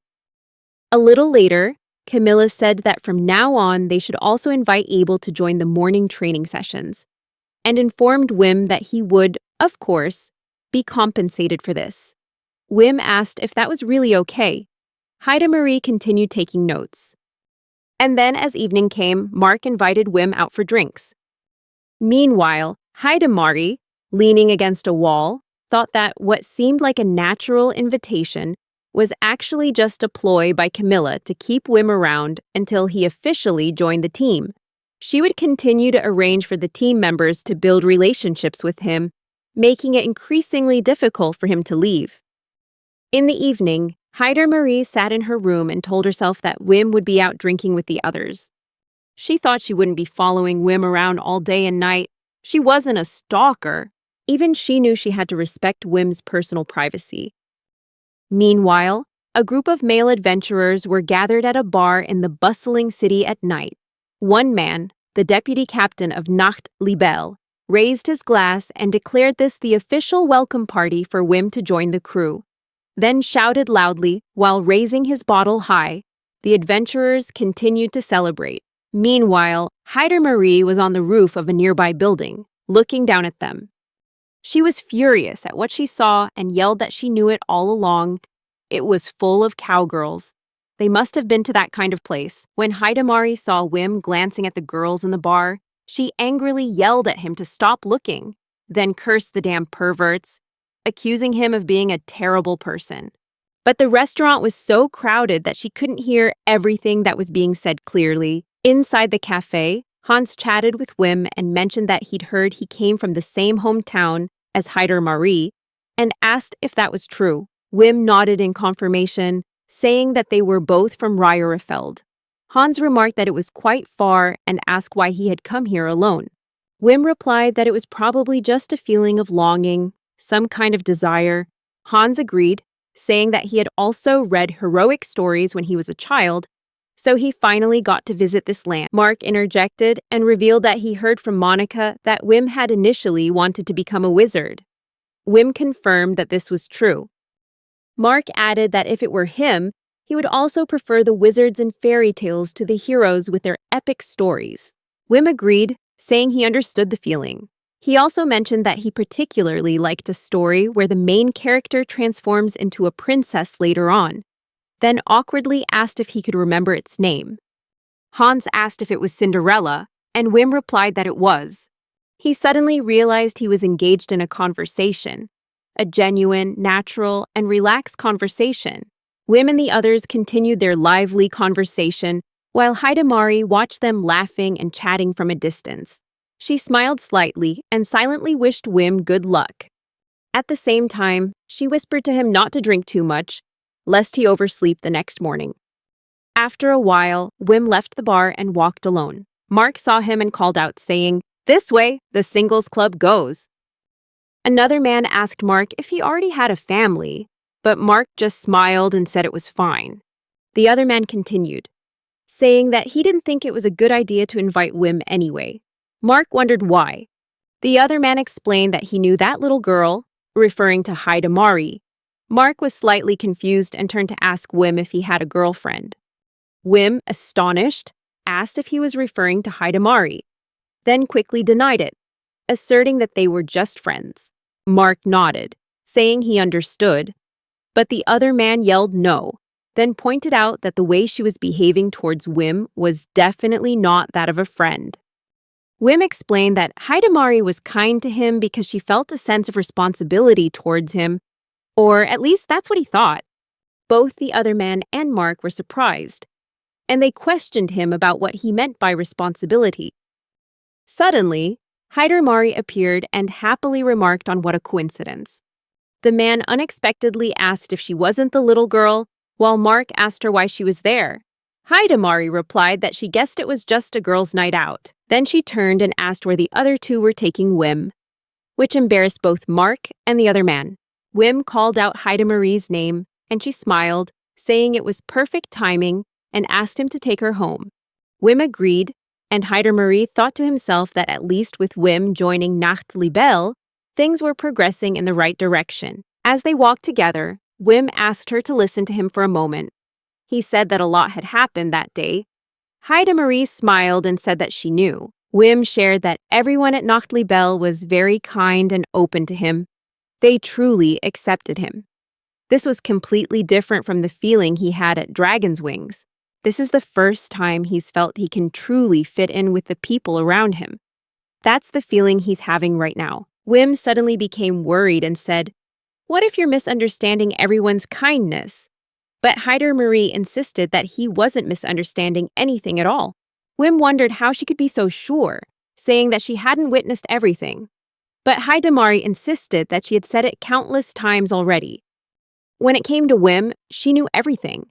She believed this was one of the most positive things that had ever happened to him. A few days later, Dominic, a member of the Adventurers Guild's investigation team, came to see Camilla. Camilla asked him what he was doing there. Dominic replied that his team had been conducting a secret investigation and wanted her cooperation. Camilla was confused when she heard that and asked him what he was talking about. Dominic explained that the main target of the investigation was former Dragon's Wings member, Wim Strauss. Camilla laughed at Dominic's words, finding them utterly ridiculous. Dominic responded that it was understandable that she found it hard to believe. Camilla added that what he was implying was indeed very difficult for anyone to accept. She added that the possibility of Wim, that kid, defeating the boss of Floor 97 on his own was completely impossible. Dominic replied that while they both found it hard to believe, the evidence was clear. The boss's body only bore wounds inflicted by machetes. It was still possible that the group's leader, Kronos, had used Sir Wim's own machete to inflict those wounds on the monster. If they could prove it, then it would all be over. But because Sir Wim submitted a complete report with no loopholes, they couldn't open a public inquiry into the matter. Camilla told Dominic that what he was referring to was the secrets within the labyrinth, and as a member of the investigation team, he had a responsibility to uncover them. Dominic replied that they had temporarily postponed Dragon's Wing's promotion to the A tier, but that still couldn't prevent the three men, who hadn't inflicted any injury on the boss, from being hailed as heroes of Full Brown City. However, he himself had never heard of a single person being able to defeat the floor boss. In fact, he was the only one who had put forward this theory. Dominic added that after reading all the reports submitted by Sir Wim, he could confirm that they were flawless. However, there was still one thing that bothered him. Camilla asked what it was, and Dominic replied that in all those reports, there wasn't a single line mentioning Wim's individual achievements. It was as if he deliberately kept himself out of the spotlight. Camilla commented that it sounded very much like his personality, and Dominic confirmed that it was exactly right. Camilla later admitted that although it was hard to believe since Dominic had said so much, she thought she would cooperate. Especially since her team also wants to better understand Wim's combat abilities. They will need to test his fighting skills. Later, Wim was traveling with some members of Nachtleibel and opened a public communication channel. On that channel, he announced that this was Wim, apologizing for bringing this up at this particular moment. But there was a potential trap to the left, about 50 units away. Camilla replied that she understood and informed them that they would change their itinerary. Wim thought to himself that he hoped the information had been clearly conveyed, then began to recount that several months had passed since he joined Nachtleibel. His role in the team was fairly basic. He was positioned in the center, and depending on the situation, he would either provide buffs or conduct scouting. What surprised him was that lately, the team had stopped hiding their teleportation abilities from him. This meant that Nachtleibel had begun to trust him, and they were recognizing his true potential. Wim was truly grateful that they gave him the opportunity to properly utilize his skills. On the news channel, Camilla called out Wim's name, and he asked what was wrong. Camilla asked if he could show her his fighting skills. This left Wim a little confused, saying that he had already been in quite a few battles. But Camilla made it clear that she wanted to see him fight alone. She asked if a Grantor could buff himself to fight. Wim replied that he was still very weak. Camilla said that next time they plan on a large-scale labyrinth expedition, she wants to assess Wim's combat skills in case of an emergency. She added that if she could confirm that Wim was capable of fighting alone, the whole team would be less worried. She asked if he agreed with that, and Wim replied that he understood. Just then, Simon announced that they had spotted a large golem, about 140 units away, traveling alone. Hans said it was a golem, while Camilla turned to Wim and said that fighting this kind of monster alone wouldn't be easy. So after he fought for a while, she would have a place to hide. Haida Marie and the others would immediately provide support. She asked for his opinion, and Wim replied that he would do his best. Camilla praised him, saying it was a good answer. Then Wim stood before the golem and realized just how huge it was, which filled him with fear. Haida Marie encouraged him from behind, telling him to keep going, that he could do it. But Wim said that a weakling like him could die from this. Haida Marie immediately replied that no, he wouldn't die. Wim drew his machete and prepared to confront the golem. Meanwhile, Hans told Camilla that he knew Wim was a special person, but letting a Grantor face a golem was truly cruel. Hans added that this type of opponent should be handled by teams ranked B or higher. However, Camilla responded that she was fully aware of that. She said that Wim's Grant ability is truly exceptional. His buffs are so detailed that they can be applied individually to every muscle and joint in the human body. Although these are all weak buffs, when combined, they create a power level far exceeding that of typical Grantors. Hans asked if she believed Wim could defeat the golem, and Camilla replied that it was possible. Hans thought to himself that Camilla seemed to genuinely care about Wim. Meanwhile, Wim began to recount that those who became adventurers all underwent a special ritual to receive their profession. And when that happens, their bodies will change dramatically. First, their physical strength will increase tenfold compared to the average person. However, grantors are an exception, as their physical strength is only slightly greater than that of an average person. Their techniques are also very difficult to learn and master. And even when they buff themselves, they rarely reach the same level of power as other professions. That's why grantors are so rare. Their only advantage is that they can start fighting almost immediately after receiving the job, as the power change is minimal and easily adaptable. The golem lunged to attack Wim, but he immediately used his instant enhancement ×2, Zewimar's skill, to dodge the attack. He went on to explain that the biggest advantage of buffing himself was that he didn't need approval from others to pave the way for the grantor's orders. Unlike simply buffing others, he can fine-tune buffs in real time. Buffs that could previously only be applied once to each body part can now be used twice. However, since his mana wasn't enough to sustain the buff for long, he was forced to end this battle quickly and decisively.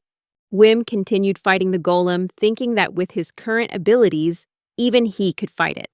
However, because the buffs were too powerful for his weak body, the recoil would be very painful. But suddenly, Wim realized there was no reaction at all. This astonished him greatly. He wondered why this was the case. Had his skills improved? Perhaps he could now fight longer than before. But he immediately reminded himself not to be overconfident, to stay calm. He wondered if he should continue and decided he should. He used instant boost ×3, droll, and charged at the golem. When Wim discovered the golem's core, he focused his gaze on it with unwavering determination. Then he delivered a precise blow that struck the core, causing the golem to collapse. From a distance, the members of Nachtlibel were watching the entire match. Mark turned to ask Hans if he saw what had just happened. Hans replied that he had seen it, but only caught a glimpse of it in a split second. One female member remarked that the game was over, while a male member exclaimed in astonishment that he had only turned away for a moment. Hans gave a wry smile and remarked that, if only considering speed, Wim was indeed one of the fastest in all of Full Brown. On the way back to Nachtlibel, Wim bowed his head in apology, saying that his judgment in the recent battle had been a little slow and asking if he had taken too long. But the members of the team immediately shouted in denial. One person asked if he was being sarcastic, while another excitedly exclaimed that the performance was amazing and unbelievable. Meanwhile, Camilla called Hidamari over and asked who Wim really was. Hidamari calmly replied that he was just Wim, a grantor. She also emphasized that another important thing to remember was that they came from the same country. Camilla responded that she knew, but that wasn't what she wanted to say. Hidamari smiled proudly and said that he was very strong. Wim ran to Hidamari, excitedly telling her that she had to hear his story. He was in a very good mood today, so he decided to be a little more daring than usual. He smiled broadly, adding that his body felt numb with excitement at that moment. Camilla looked at him and thought to herself, he looked like an adventurer who had just slain his first monster. She wondered if this was really the same person who had just fought on the front lines in the labyrinth. Moreover, if he really was the one who defeated a boss, his current behavior becomes even more contradictory. Someone like him should have achieved something remarkable. However, his self-esteem is at rock bottom, and his fighting abilities have never been officially recognized before. Judging by his current behavior, Camilla suspected that he wasn't intentionally hiding his abilities. She couldn't understand. Why was everything about him so contradictory and unpredictable? Hidamari turned to Wim and said, "Okay, calm down now. You're getting too excited." Wim asked, bewildered, if he had said something strange. Hidamari replied that he was practically bursting with excitement. Wim looked around and then shouted in embarrassment that it was so embarrassing. But Hidamari encouraged him, saying that he had done very well to be able to defeat a golem entirely by himself. Wim replied that he was happy this would ease everyone's worries about him, but he also admitted that he could only take such a risk knowing that everyone was always there for him. Wim rubbed his shoulder and complained that his body ached after taking such a risk. But upon closer inspection, he was surprised to find that he felt no pain at all. He thought to himself that even though he had used a level 3 buff and should have exhausted all his mana, leaving his body completely worn out, yet he still had some energy left. Wim wondered if it was because he himself had become stronger. Just then, Mark approached and urged the SHIELD team to toss him up in the air to celebrate. The SHIELD team immediately responded, shouting "Hip hip hooray!" as they lifted him into the air. Hidamari smiled gently and said that the world was finally beginning to realize how wonderful Wim was. A few days later, at Nachtlibelli, Monica was standing by the window, gazing intently outside. Hans asked her what she was looking at. Monica pointed outside and told him to look. She was watching Camilla, Wim, and Abel practice, and remarked that they practiced every morning, truly, diligently. Hans turned to her and said that if she admired them so much, why didn't she join them? Monica replied that she thought her participation would only cause them trouble. Hans nodded in agreement and sarcastically remarked that she never knew when to be quiet, which angered Monica. Outside, Camilla told Abel and Wim that they should stop there for today's practice, but Abel insisted that he still had enough energy and could continue. Camilla reminded him that tomorrow is the large-scale expedition down to floor 98. Normally, he should be resting today. Abel admitted that he knew that, but still wanted to push himself a little harder. Just then, Wim interrupted them and asked if they could give him some feedback on the buff he was fine-tuning. He said that this would probably be the last time he would edit it. Camilla and Abel immediately exclaimed excitedly in unison that they thought it was wonderful. Abel happily shared that he was delighted to train with Wim every morning. Camilla said that, given her current physique, he couldn't imagine how much her body had improved since they started, and she was truly shocked by how much they could learn each day. Wim shouted that no, he hadn't done anything. In fact, he was the one who had learned a lot from both of them. Camilla said she was really grateful to Wim. Even though he was only a temporary member, he was always willing to go the extra mile to support everyone. She couldn't help but be excited at the thought of soon having the opportunity to seriously test herself. She became increasingly excited, saying she couldn't even imagine what would happen if she gave it her all right now. Wim thought to himself that these two were really good at complimenting him, always lifting his spirits. Camilla then advised Wim and Abel that, in preparation for tomorrow, they should go to bed early. They both agreed. But unexpectedly, Camilla changed her mind and said that, actually, then she asked how the three of them would go out to eat something together. This surprised Wim. Abel excitedly said it was a great idea, while Wim was speechless. Camilla turned to Wim, apologized, and asked if he had made any plans. Wim confirmed and revealed that he intends to attend the scout team's group study session. Camilla asked if that was the case, and she commented that it was an important event, very helpful for tomorrow's trip, so he shouldn't let them hold him back. Wim apologized for it, but Camilla reassured him that he didn't need to worry about them at all. Then she laughed and said it looked like they had just been rejected. Abel turned to Camilla and asked if they could continue with their morning training session. And Camilla agreed, but only for a short time. Abel thanked her profusely with delight. Later, Camilla was walking toward her office, telling herself that perhaps she had pushed herself a little too hard today. She thought she should probably take a slightly stronger recovery medication. As Camilla walked down the hallway, she overheard the voices of several members of Nachtlibel talking in a nearby room. Inside, Bettina explained that this was why Wim's detection abilities were so accurate. Though not as wide as Simon's, Wim explained that it was because he infused the spell with a little magic. Bettina went on to comment that the trap Wim had discovered the day before was truly impressive.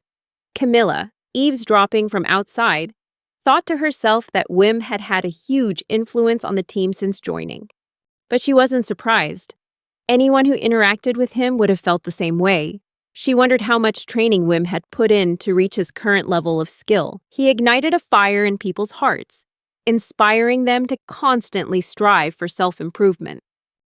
But when Camilla heard someone say, "That kid Wim gives me the creeps," she was immediately startled. Another man commented that the members who had previously explored with him all praised him and questioned whether there was something fishy behind it. Mark heard and walked over to the man who had spoken. The man immediately apologized, saying he had only been gossiping unintentionally. And Mark replied that he understood that feeling. It was indeed difficult to fully comprehend.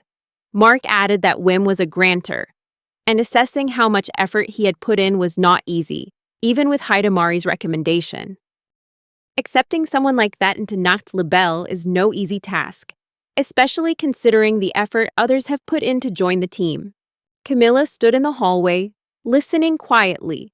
She thought it wasn't surprising that Wim and some of the other members, who had never explored together before, could create such a conflicting effect. In any case, Nacht Libelle is a team where students from various magic academies, along with nobles from prestigious families, all fiercely compete to be selected after a rigorous competition.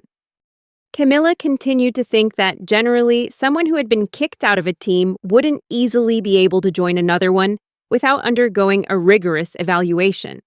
But that will probably change after tomorrow's expedition. Once everyone witnesses Wim's true skills firsthand, things will be different. At that moment, someone contacted Camilla via the communication channel, informing her that a representative from the Adventurers Guild had come to see her. Camilla replied that she understood and asked her to bring the person into the office afterward. In Camilla's office, Dominic was reading a report and mentioned that Wim had single-handedly defeated a mud golem. He asked her how she felt. Camilla replied that it was a very impressive achievement. Dominic then asked, in her opinion, is it possible for Wim to defeat the floor boss on his own? Camilla thought carefully about it, but ultimately replied that no, she didn't think so. However, she asserted that Wim's speed was exceptional. Even within the entire full brown, it would be difficult to find a grantor quite like him. However, if we consider only combat ability, Camilla believes that Wim is perfectly capable of reaching the same level as the core members of Nacht Libelle. Dominic asked in surprise if that was really true, but Camilla interrupted him, saying that if Wim was indeed hiding something, the situation could change completely.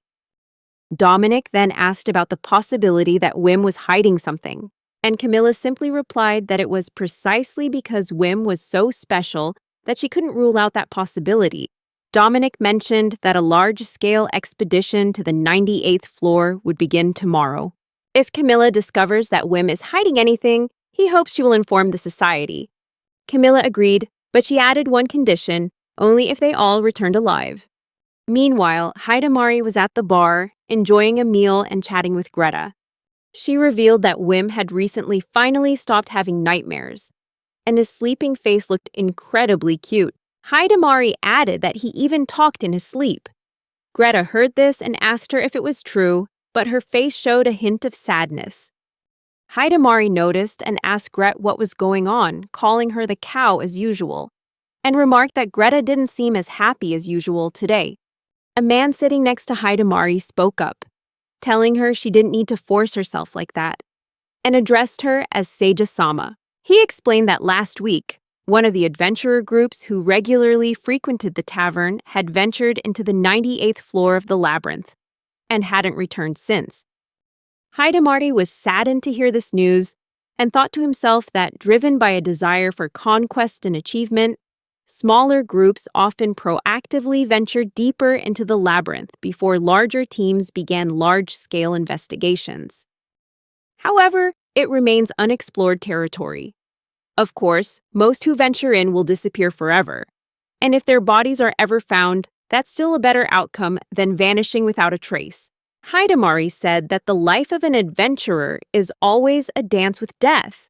Even those who frequently face danger understand this, but they are still willing to step into it because they have prepared themselves mentally beforehand. There is no other choice but to accept this harsh reality. Greta slowly agreed and said that she understood.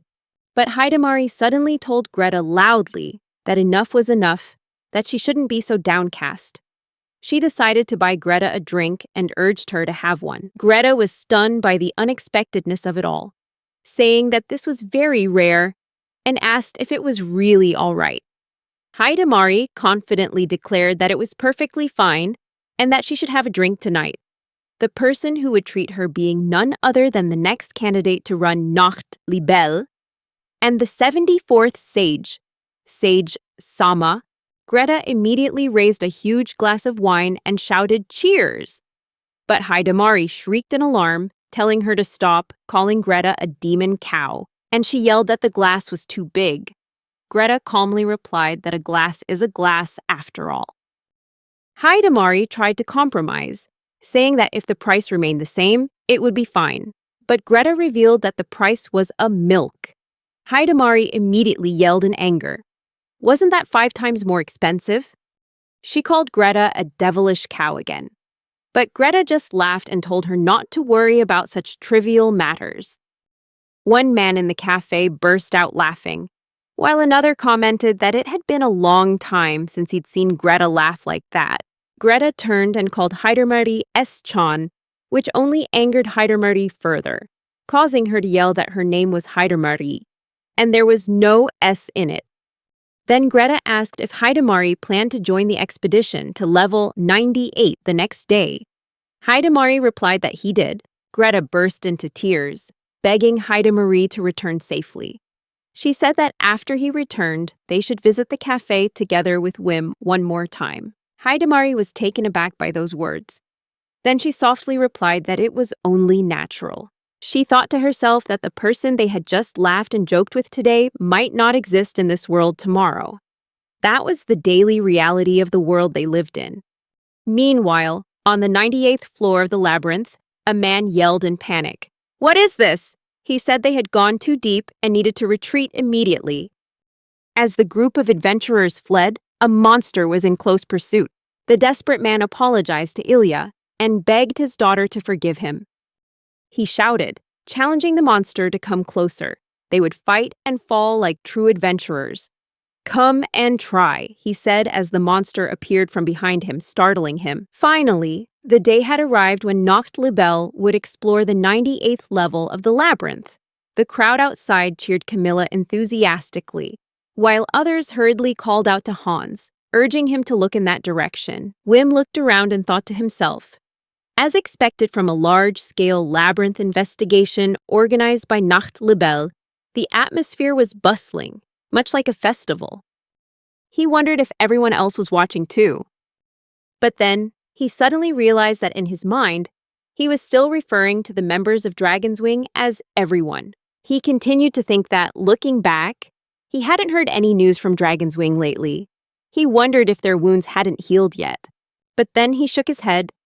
It wasn't right. He was in Nacht Libelle now, even if only temporarily.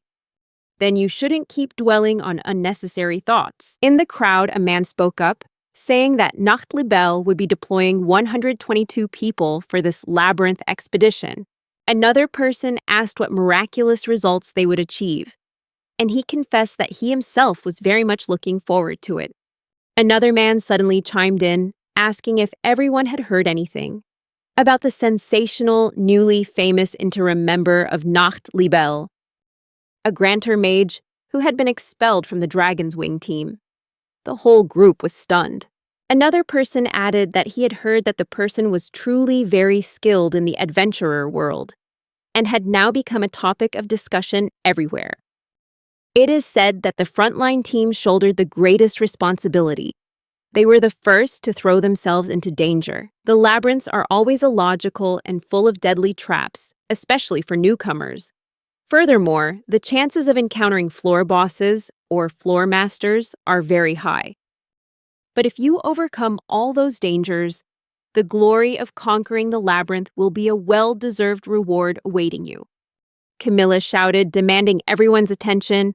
She announced that from now on they would begin investigating floor 98, a place no one had ever set foot in.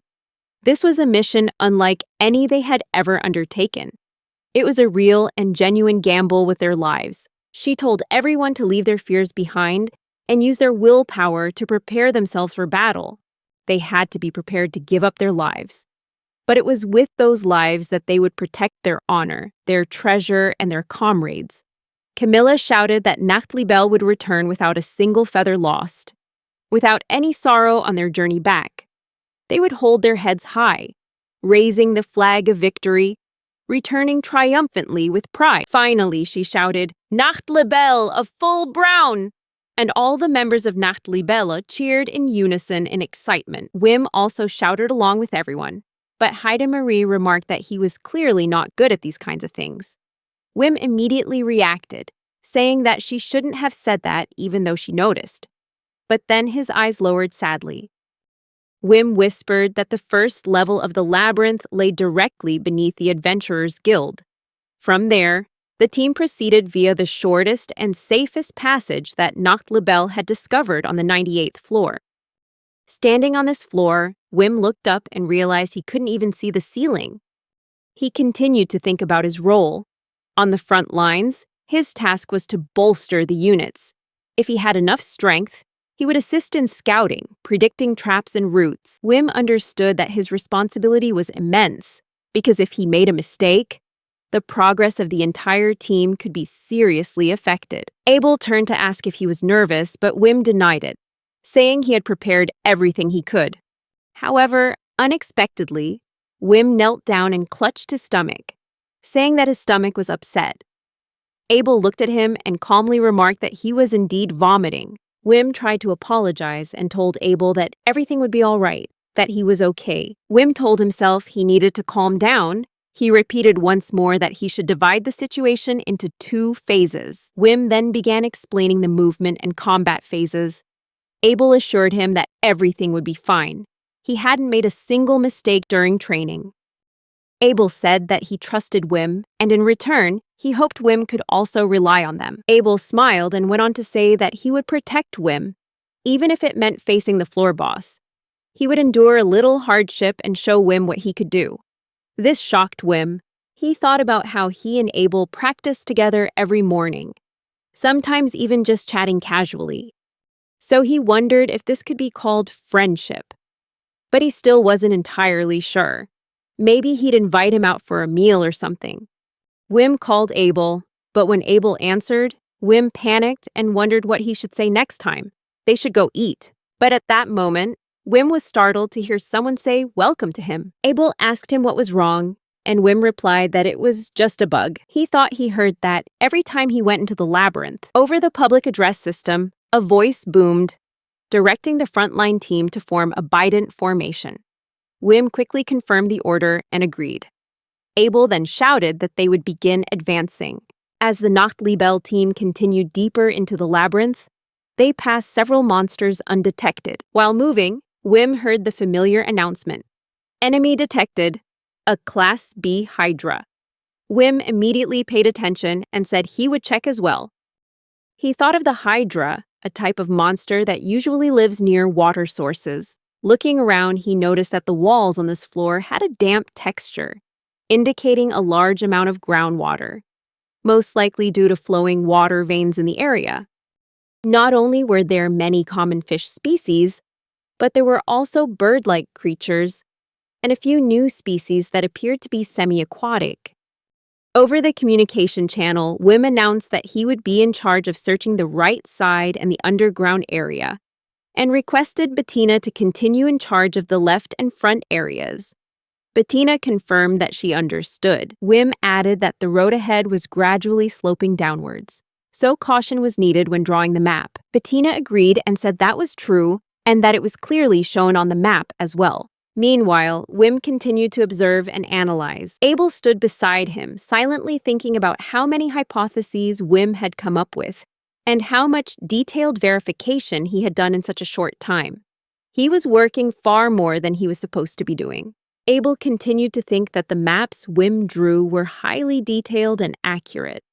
With this quality, the resale value of the maps would increase many times over. Wim, meanwhile, was confused. wondering whether he should continue casting the spell or release it.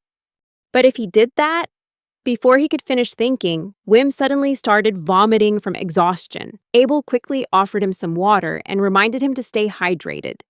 Wim thanked him and apologized for getting so caught up in his thoughts. At that moment, Hans approached Wim and Abel, announcing that the leader was calling them. Abel told Hans that, according to Wim's estimate, there was a large hall ahead. Upon hearing this, Hans suggested that if that were the case, they should discuss the next steps there.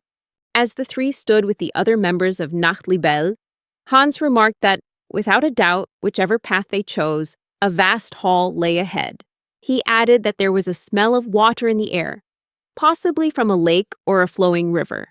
Hans suggested replenishing the water supply as soon as possible, then asked Wim if he could analyze the water quality. Wim replied that he had previously seen a species of butterfly that could only survive in places with clean water, so the water quality here could be considered safe for now. Camilla then declared that everyone had shared enough information. She asked if anyone had anything else to add. Wim began to tremble. Abel noticed and called out his name, asking if there was anything he hadn't told him. Camilla gently urged him to just say it. Wim explained that the slope in this area was a bit unusual. Up until the beginning of the trip, the terrain had mostly been downhill, but at this point it started to slope up a bit. Camilla nodded, indicating she understood. Wim went on to analyze that if the path was sloping towards the water source, that made sense, but he suspected this might be a trap not found on the other levels. Camilla speculated. If it was a slope, there might be rocks rolling down. No, worse, it could very well be a trap that would drown the whole team. Wim agreed with Camilla's reasoning and said that, in the worst-case scenario, if the uphill slope continued to lengthen and the water continued to pour in, the entire area behind them could be completely flooded. Once trapped in the labyrinth, submerged, and if the floor boss were to appear and attack, the situation would be extremely dangerous. The entire team began to waver at Wim's analysis. Seeing this, he quickly apologized and said that it was all just hypothesis, and asked everyone not to worry too much. Camilla was furious at this point, and she called out his name. Wim bowed his head and continued to apologize for making the whole group worry. But Camilla immediately countered, saying that wasn't the case. How many times had something like this actually happened between them? Your tendency to blame yourself and overthink things has contributed to your growth, but now you're going too far. You shouldn't be holding yourself back like this. She further asserted that he also has the right to live the way he wants. Wim was moved by those words and sincerely thanked Camilla. He then recounted that the investigation continued smoothly, without encountering any battles with large monsters. Moreover, they discovered many valuable gold veins. At this point, the profit from this labyrinth expedition was assured. They were sure to reap a windfall. Everything was going too smoothly, to the point that Wim began to suspect something. Were they being lured deeper into a labyrinth? The way things were progressing was making them suspicious. Camilla then announced that this labyrinth expedition was expected to last a week. However, in a short time, they had already achieved very significant results. Although the previous issue with the slope still made her feel a little uneasy, turning back was now impossible. Simon spoke up emphatically. They were Nachtlibel after all. How could they just turn back because they felt something was unusual? Mark agreed, saying that if they returned now, they would have to leave behind too many black maps. Wim silently repeated, the black map, a dark corner of full brown. It involves luring people under a magical spell into a labyrinth, forcing them to transmit location data and information for map making until they die. A cruel reality, one that shouldn't exist. Yet in Full Brown's underworld, these maps are bought and sold at exorbitant prices. Camilla believes that if they were to back down midway through a large-scale investigation, the demand for black maps would immediately skyrocket. They've always been proud that it never happened, and it can't happen this time either. To prevent that, Camilla told the Nachtlibel team that they were forming a vanguard. Wim thought to himself, now they were only a short distance from the Great Hall. Given the potential risks ahead, splitting the men into vanguard teams was the best option to minimize danger.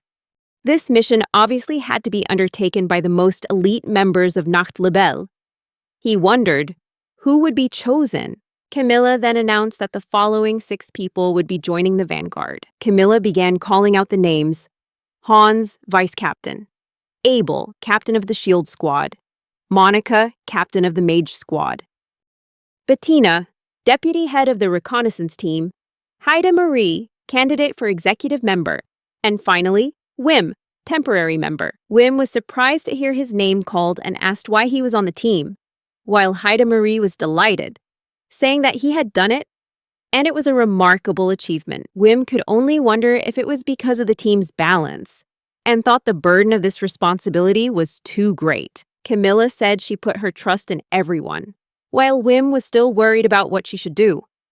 He whispered that a large-scale investigation was underway on the 98th floor of the labyrinth, led by Nacht Libelle, with the goal of reaching the Grand Hall where a potential underground water source might exist. A team of 6 people, the Vanguard, was formed, and for some reason, he was one of them. Wim used a power-up spell on the remaining 5 people, increasing their strength.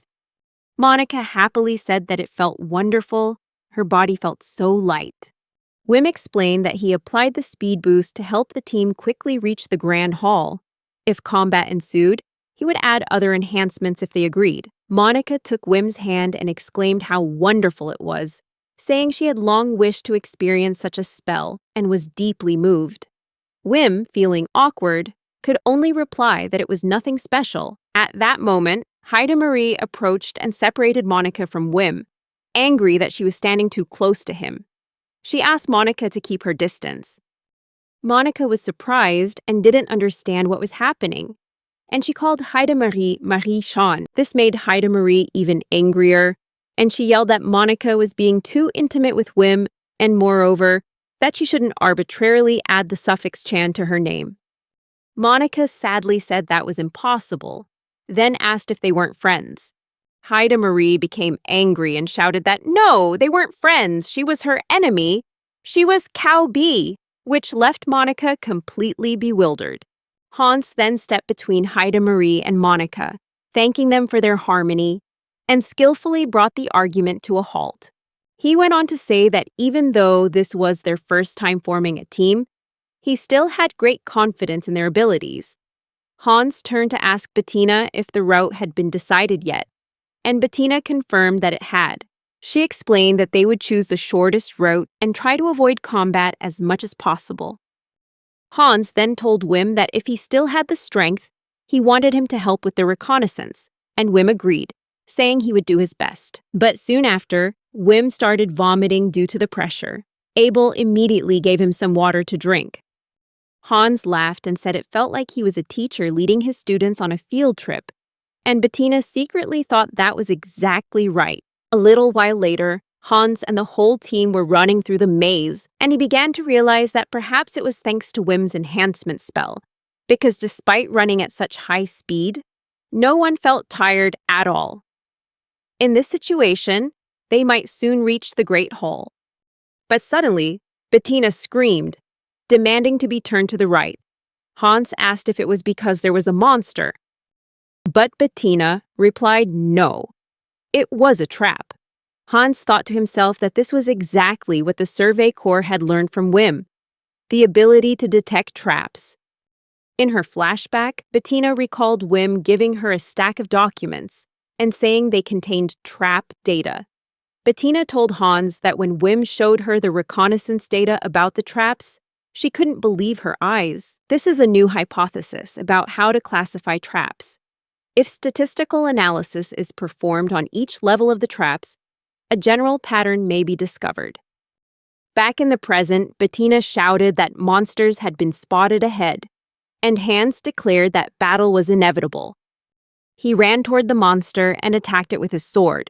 Hans said it was difficult to see and realized the monster was still alive. Meanwhile, Monica rushed forward shouting, "Give it to me!" However, as Monica prepared to attack the monster, Wim shouted at her to hold back her attack. Monica immediately understood and used the loading spell to keep her output stable. She chanted a spell that the sorceress Monica would accept Wim's enhancement. Meanwhile, Wim made adjustments, slowing her down, narrowing her range, and then applying a power boost to her. Monica then declared the start and unleashed her Dunning-Kruger electric shot.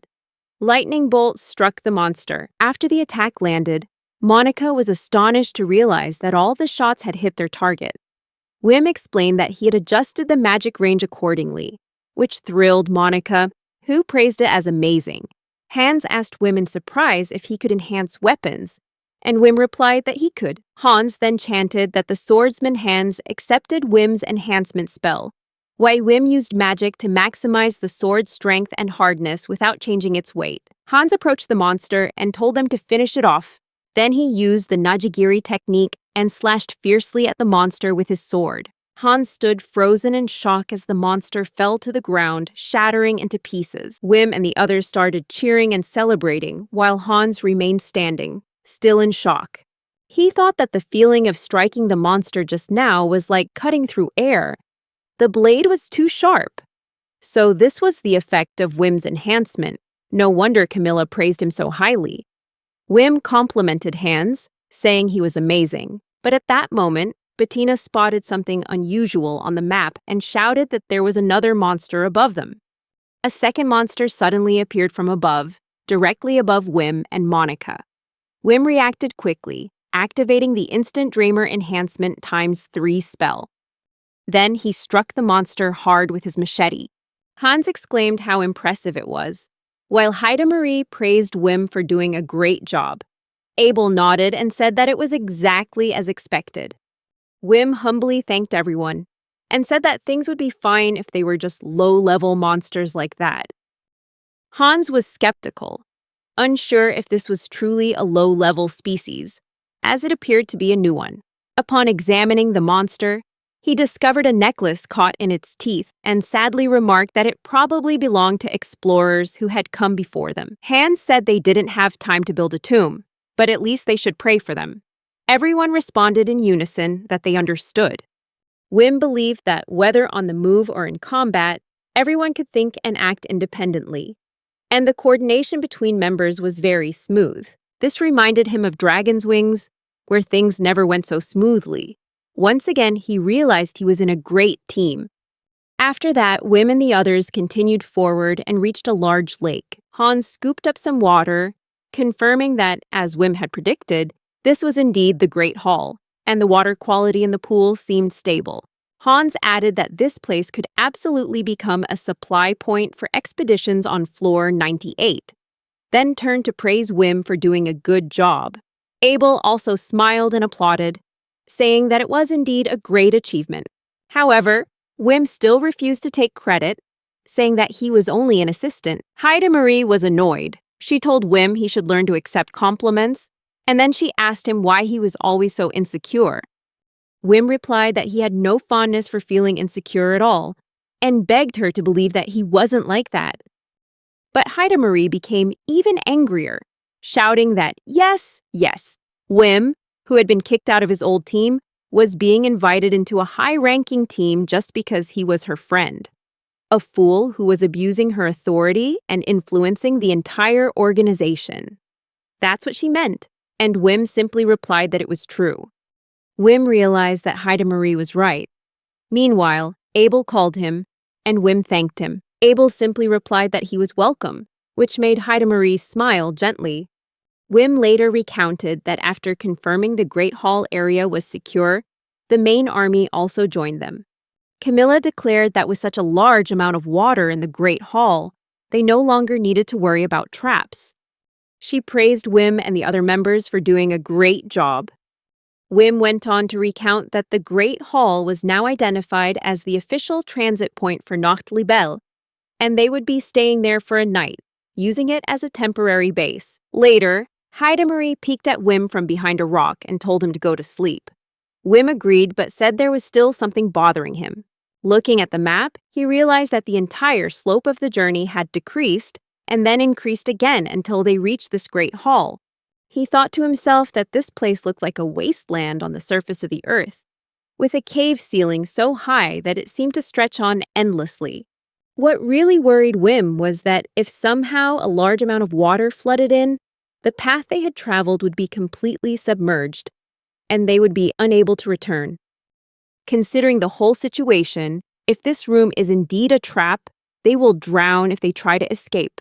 Eventually, the entire room will be submerged, and no matter what they do, there will be no way out. Wim couldn't find any viable way out of the situation. However, the current planned routes were all relatively well controlled, and overall there were no signs of water-related traps, so at least they still knew an escape route. He told himself he should go to sleep. Worrying about things like this wouldn't help. Besides, how could a large flood suddenly inundate the area? Thinking about it like that is pointless. But while Wim was sleeping, it started to rain. He jumped up startled. A voice rang out, announcing for everyone to wake up immediately. It was raining. Raining right inside the labyrinth. Wim was stunned, thinking that this was completely unexpected and impossible. A member of the Nacht Libelle frantically asked why it was raining inside the labyrinth. While one person wondered if it was a trap, another screamed in panic, asking what the hell was going on. Wim was almost in a panic, wondering who could have foreseen this and what was really happening. He thought the situation was getting worse. The rain was getting heavier, blurring visibility. With this much rain, the water was pouring down in torrents. An old man exclaimed in horror, "Could it be that they can't turn back now?" and asked what they should do. Another person shouted to Camilla that the southern passage was completely flooded. But Camilla remained calm and told the person not to panic, to hold their position. She emphatically declared that they could no longer retreat. The labyrinth had trapped them in this worst-case scenario. They had to prepare to confront a monster guarding the floor while simultaneously desperately searching for an escape route. Camilla then shouted to the entire Nacht Libelle that now was the time to prove their true worth.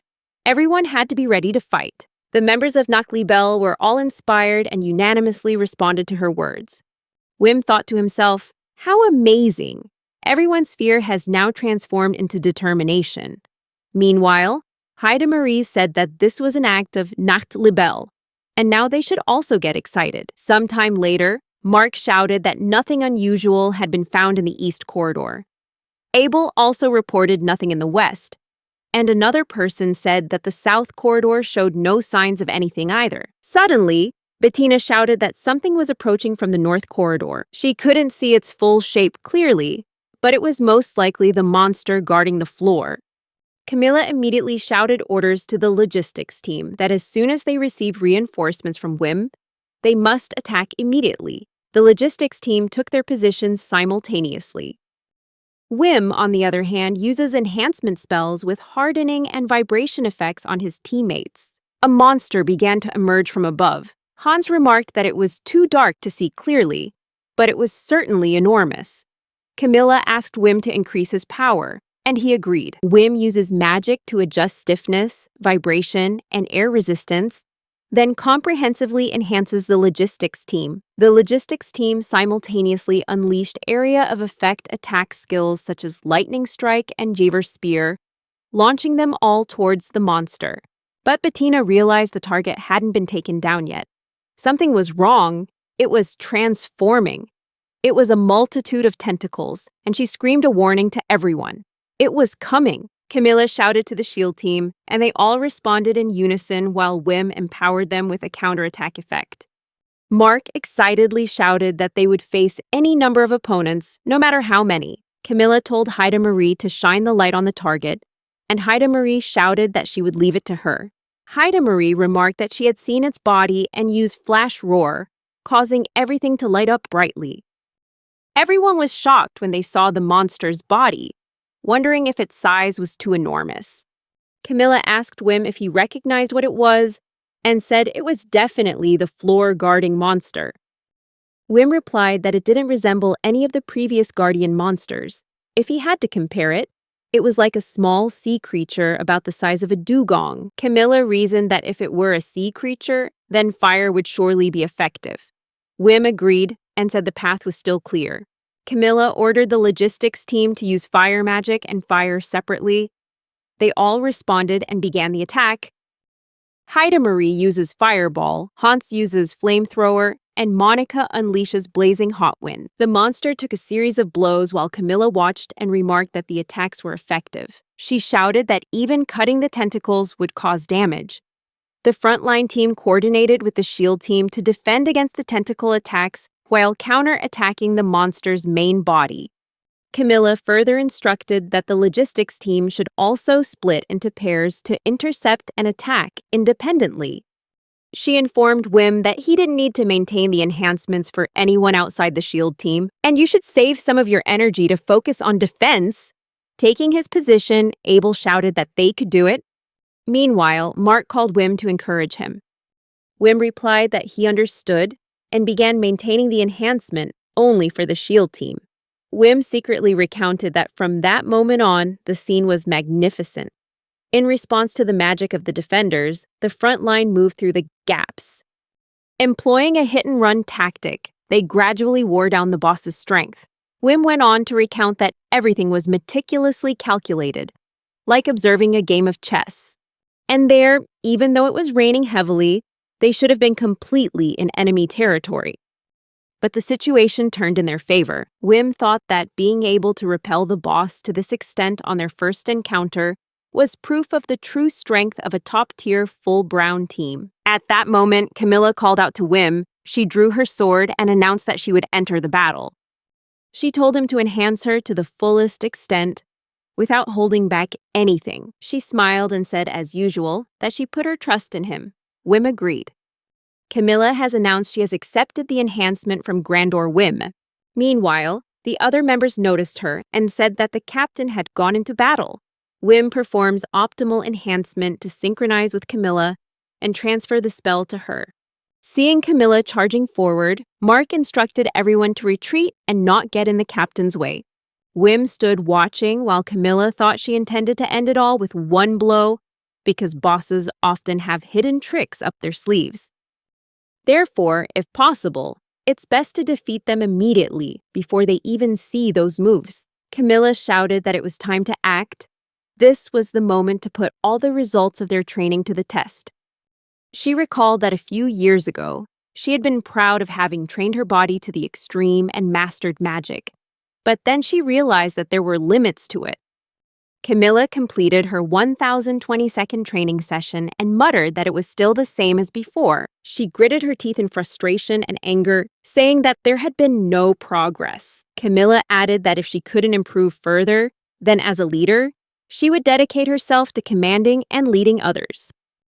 But at that moment, as a warrior, she would have died. However, she accepted that reality. Back in the present, Camilla stepped forward among the other team members, who announced that the captain had gone into battle and would be entrusting everything to her. Camilla thought that with each enhancement Wim received, the enhancement spell became more and more refined, naturally integrating into her body. For someone who had once believed she had reached the limits of her potential, these enhancements gave her hope. Camilla looked at the monster and continued to think that Wim probably didn't know how much she valued him. As they recall the moment their paths first intersected, she felt the exhilaration of a warrior, and that very moment made her feel reborn. Then Camilla summoned Coyote Jerry, and a large bolt of lightning appeared on her sword. Wim was astonished and remarked that this lightning strike was even more powerful than the previous battle with Wyvern. Hans said that luckily this level has a skylight, so the captain's abilities wouldn't be limited. Camilla charged straight towards the monster, preparing to unleash her slashing attack. Haida Marie exclaimed in shock that the monster was much bigger.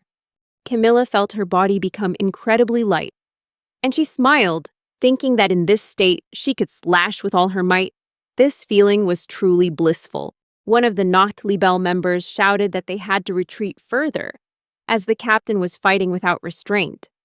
They had to be careful not to be caught in the crossfire. Camilla used her Coyote Jinjiri skill and sliced the monster in half. Wim stood watching with the other members and exclaimed in amazement at that power.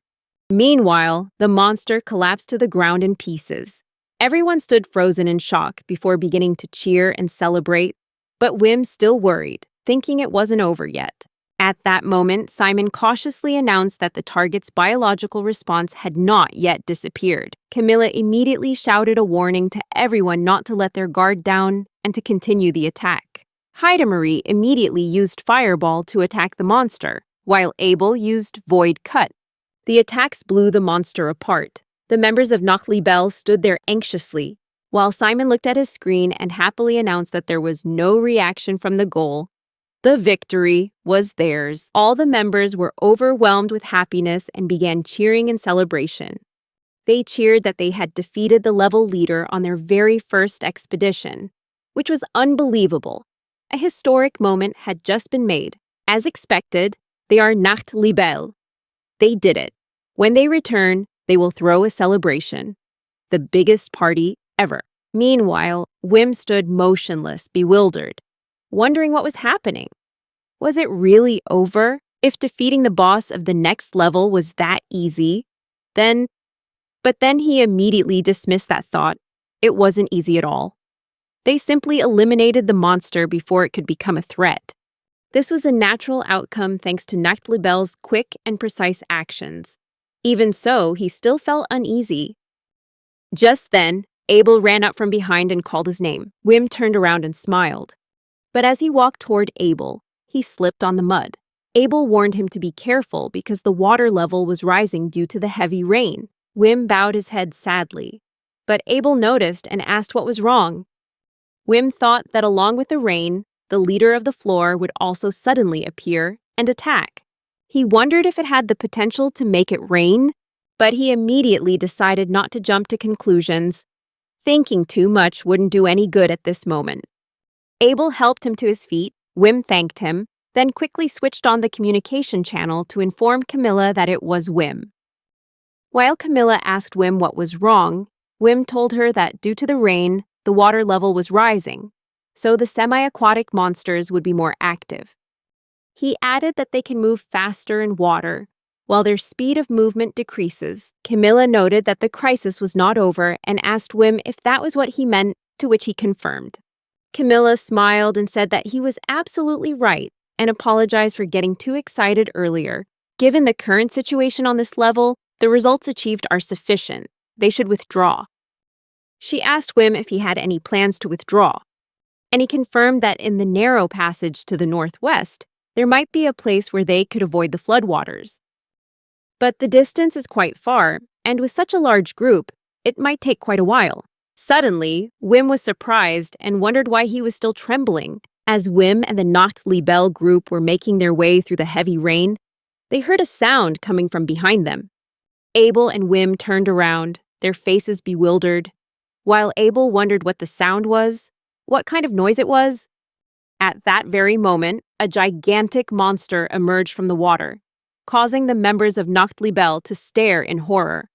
Wim thought to himself that in that instant, everyone understood that this was the real boss of this floor. Many other monsters began to appear, while the other members fearfully said that the one they had just seen was just an ordinary soldier, and wondered if that was really the case. Camilla watched in amazement and exclaimed that it was indeed the 98th floor. This wouldn't be easy. The boss released a plume of black smoke into the sky, leaving everyone stunned and unsure what to do. Simon reported that the rain had severely reduced visibility. He couldn't even determine how many small monsters were approaching. He added that the rain was getting heavier, making it difficult to hear any sounds. This must be the boss's ability. It must possess such power. Meanwhile, Mark announced that 2 small monsters had been confirmed in the west, and another person reported 2 more in the east. Another person from the south confirmed there were 5 children, and trembling, asked what they should do now. Suddenly, Bettina shouted that the north was also surrounded, that they were encircled from all sides, and urged everyone to quickly give orders. Everyone fell into a state of chaos. Hearing this, Wim panicked, thinking the situation was extremely critical. They were in serious trouble. Someone shouted, urging everyone to remain calm. On the general media channel, Camilla ordered the entire team to assemble and take defensive positions. Abel also shouted for everyone to quickly get into defensive formation. Wim thought that no matter the situation, Camilla never lost her composure, which was the quality of a leader. Then the members quickly took their defensive positions, with Wim standing behind them. Wim was worried, not knowing what to do now. The escape route was blocked, making retreat extremely difficult. If they were forced to fight, even Nacht Libelle, could she possibly handle the boss of the floor along with many smaller monsters at the same time? How far can they fight, and if they retreat, will they be pursued? Suddenly, someone called Wim's name, making him jump. Mark said that he shouldn't be looking down like that. It wasn't in his nature to have such a gloomy expression. He should look around. Seeing Abel and the others ready to fight, Wim wondered if he was the only one panicking. Then Wim shouted with determination, "Yes, I will look ahead." He told himself that he had reconsidered. There was no guarantee they could overwhelm the enemy, but that didn't mean they were at a disadvantage either. He thought they still had enough strength, and so far no one had been injured. Everyone will return safely. From now on, you need to assess the situation and make sure you do what you can. The monsters lunged at Nacht Libelle, Camilla shouted for defense, and the members quickly responded. Other monsters also attacked simultaneously. Wim hastily reinforced Abel and the rest, while Abel shouted at the members to endure, and they all agreed. Hans commented that there were too many tentacles. Camilla declared that after defending themselves, they would counterattack and strike the boss. A man frightened looked at the monsters and asked if that was too much. While Wim watched in silence, Camilla shouted that they were coming. The members began fending off fierce attacks from the monster's tentacles. Wim tried to defend himself but was still hit. He braced himself and told himself he had to persevere and endure. Camilla shouted to everyone to hold on, and Wim realized that it was her voice that had lifted everyone's spirits. However, Nacht Libelle suffered serious losses. Wim admitted that the worst-case scenario had occurred, even though they had prepared themselves mentally. Their strength and training were sufficient, but in the end, things still turned out this way. This is the absurdity of the labyrinth. All expectations have become meaningless. Returning with everyone is no longer possible. The enemy was too strong. The first groups to encounter the arena boss were all wiped out. Camilla called Wim and told him that he wasn't officially a member of Nacht Libelle yet, that he could easily escape on his own, and that no one would blame him for doing so. So she asked if Wim could help her with something, but Wim replied that he couldn't. Camilla apologized, then calmly stated that returning with everyone was no longer feasible. They had to accept that there would be casualties. The focus of the current plan was on her and Wim. She asked him to listen carefully. Wim replied, and Camilla told him to channel all his enhanced power into her, and she would defeat the monster. Wim panicked, but Camilla continued that no further assistance was needed. They would split into groups of 3 and disperse when the opportunity arose. And if possible, Wim should show the others the way to safety. Wim shouted, asking her to wait a moment. But Camilla interrupted him and walked toward the monster, saying as she went that she would take responsibility, that everything would be all right, because there were still many talented people in Nacht Libelle. Wim yelled at her to stop, because Camilla seemed to be... But Camilla interrupted him again and said that if Haida Marie, Abel, and Wim joined Nacht Libelle, the group's future would surely be secure. Looking toward Wim, Camilla pleaded earnestly and declared that she accepted Wim's enhancement. Wim burst into tears and cast a spell on her. Camilla then made an announcement on public channels, asking all members to pay attention and declaring that this would be her final message. This battle was ordered. She would confront the boss on this floor. After assisting the wounded, the group should split into teams of 3 and, when the opportunity arose, find a way to retreat. She had entrusted Wim with the escape route. Camilla then thanked everyone for everything, causing one member to yell, "No way!" and ask what she intended to do. But Camilla cut off communication. The member said, stunned, that the connection had been cut off. Camilla looked up and thought, strangely, she felt as if a weight had been lifted from her shoulders. She stared intently at the floor boss, introduced herself as Camilla, and acknowledge the other party as the owner of that floor. But with all due respect, she will take its life. Camilla yelled for the floor master to come out and prepare to die, then lunged at it with her sword. She charged straight at floor master and slashed at its tentacles with her sword. Camilla wondered if it would let her deliver the fatal blow, and what if it ran out of time? Drawing out a scythe, Camilla asserted that it was a high-grade weapon and launched an attack on floor master. She ran closer to it, ordered it to burst into flames, and wondered what was happening. Her body moved effortlessly without feeling tired. She felt she could push her limits endlessly. Camilla wondered if this was really her, if she was the same person who used to be so stagnant and emotionless. She screamed that this was, and continued to doubt whether it was really her. Then Camilla leaped towards Floormaster, believing she could do it, that she could fight on equal terms. She began engaging Floormaster in direct combat, continuing to think that she would sever all of its tentacles, then deliver the decisive blow to its main body. Meanwhile, Wim observed and thought to herself that it was amazing. Even though she'd become unreasonably strong, she didn't waver at all. This battle was like a legendary fairy tale. This was the ultimate display of the strongest warrior of full brown, Camilla. He put all his energy into it. He couldn't let the time Camilla had dedicated to him go to waste. He will follow her orders, assist everyone, and then withdraw. Meanwhile, while Haida Marie was treating Mark, Wim appeared and ran to her. When she saw Wim, she called his name and told him that she trusted him. Wim remarked that the area seemed safe, and Haida Marie replied that Hans appeared to be safe, but the situation of the second reconnaissance team was not good. She started walking and asked Wim to come along, and he agreed and followed.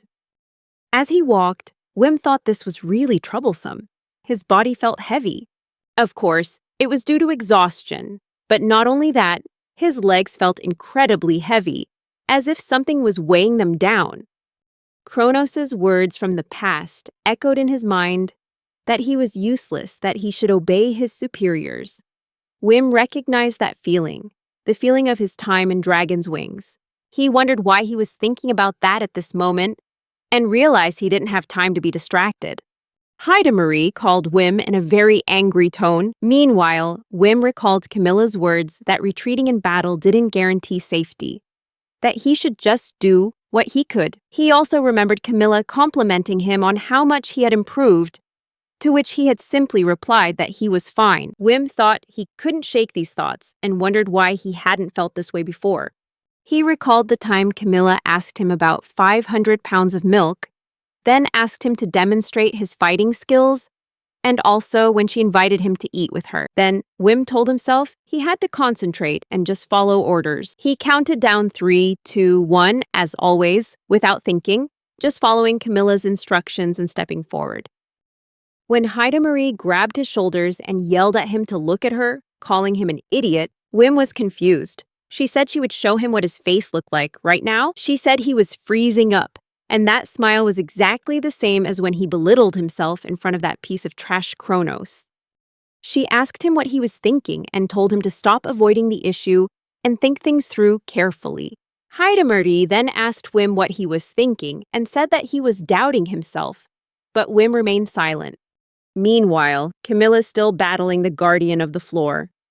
Mark and the other members shouted that they could do it if they went with their captain, while Hans yelled that no one should give up.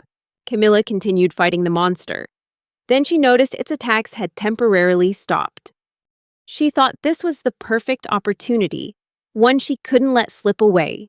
A massive bolt of lightning enveloped her sword, and Camilla yelled at the floor guardian to take everything she had, then unleashed her decisive blow. She used a manhunt tactic to fend off counterattacks and told herself that it was a good thing. But then Camilla was horrified to discover that one tentacle was still intact and realized she had to dodge the next attack. However, the monster struck her. Wim and Haida Marie were terrified when they saw that. Wim immediately used the temporary acceleration spell, tripling his motor skills. Then he saw Camilla falling from a great height. He immediately rushed to catch her and shouted Abel's name. Abel was bewildered, not understanding what was happening. and just as Camilla was about to fall to the ground, Wim rushed over and caught her. He frantically called out Camilla's name. The guardian of the layers attempted to attack them from behind, but Abel quickly counterattacked, blocking the blow with his shield.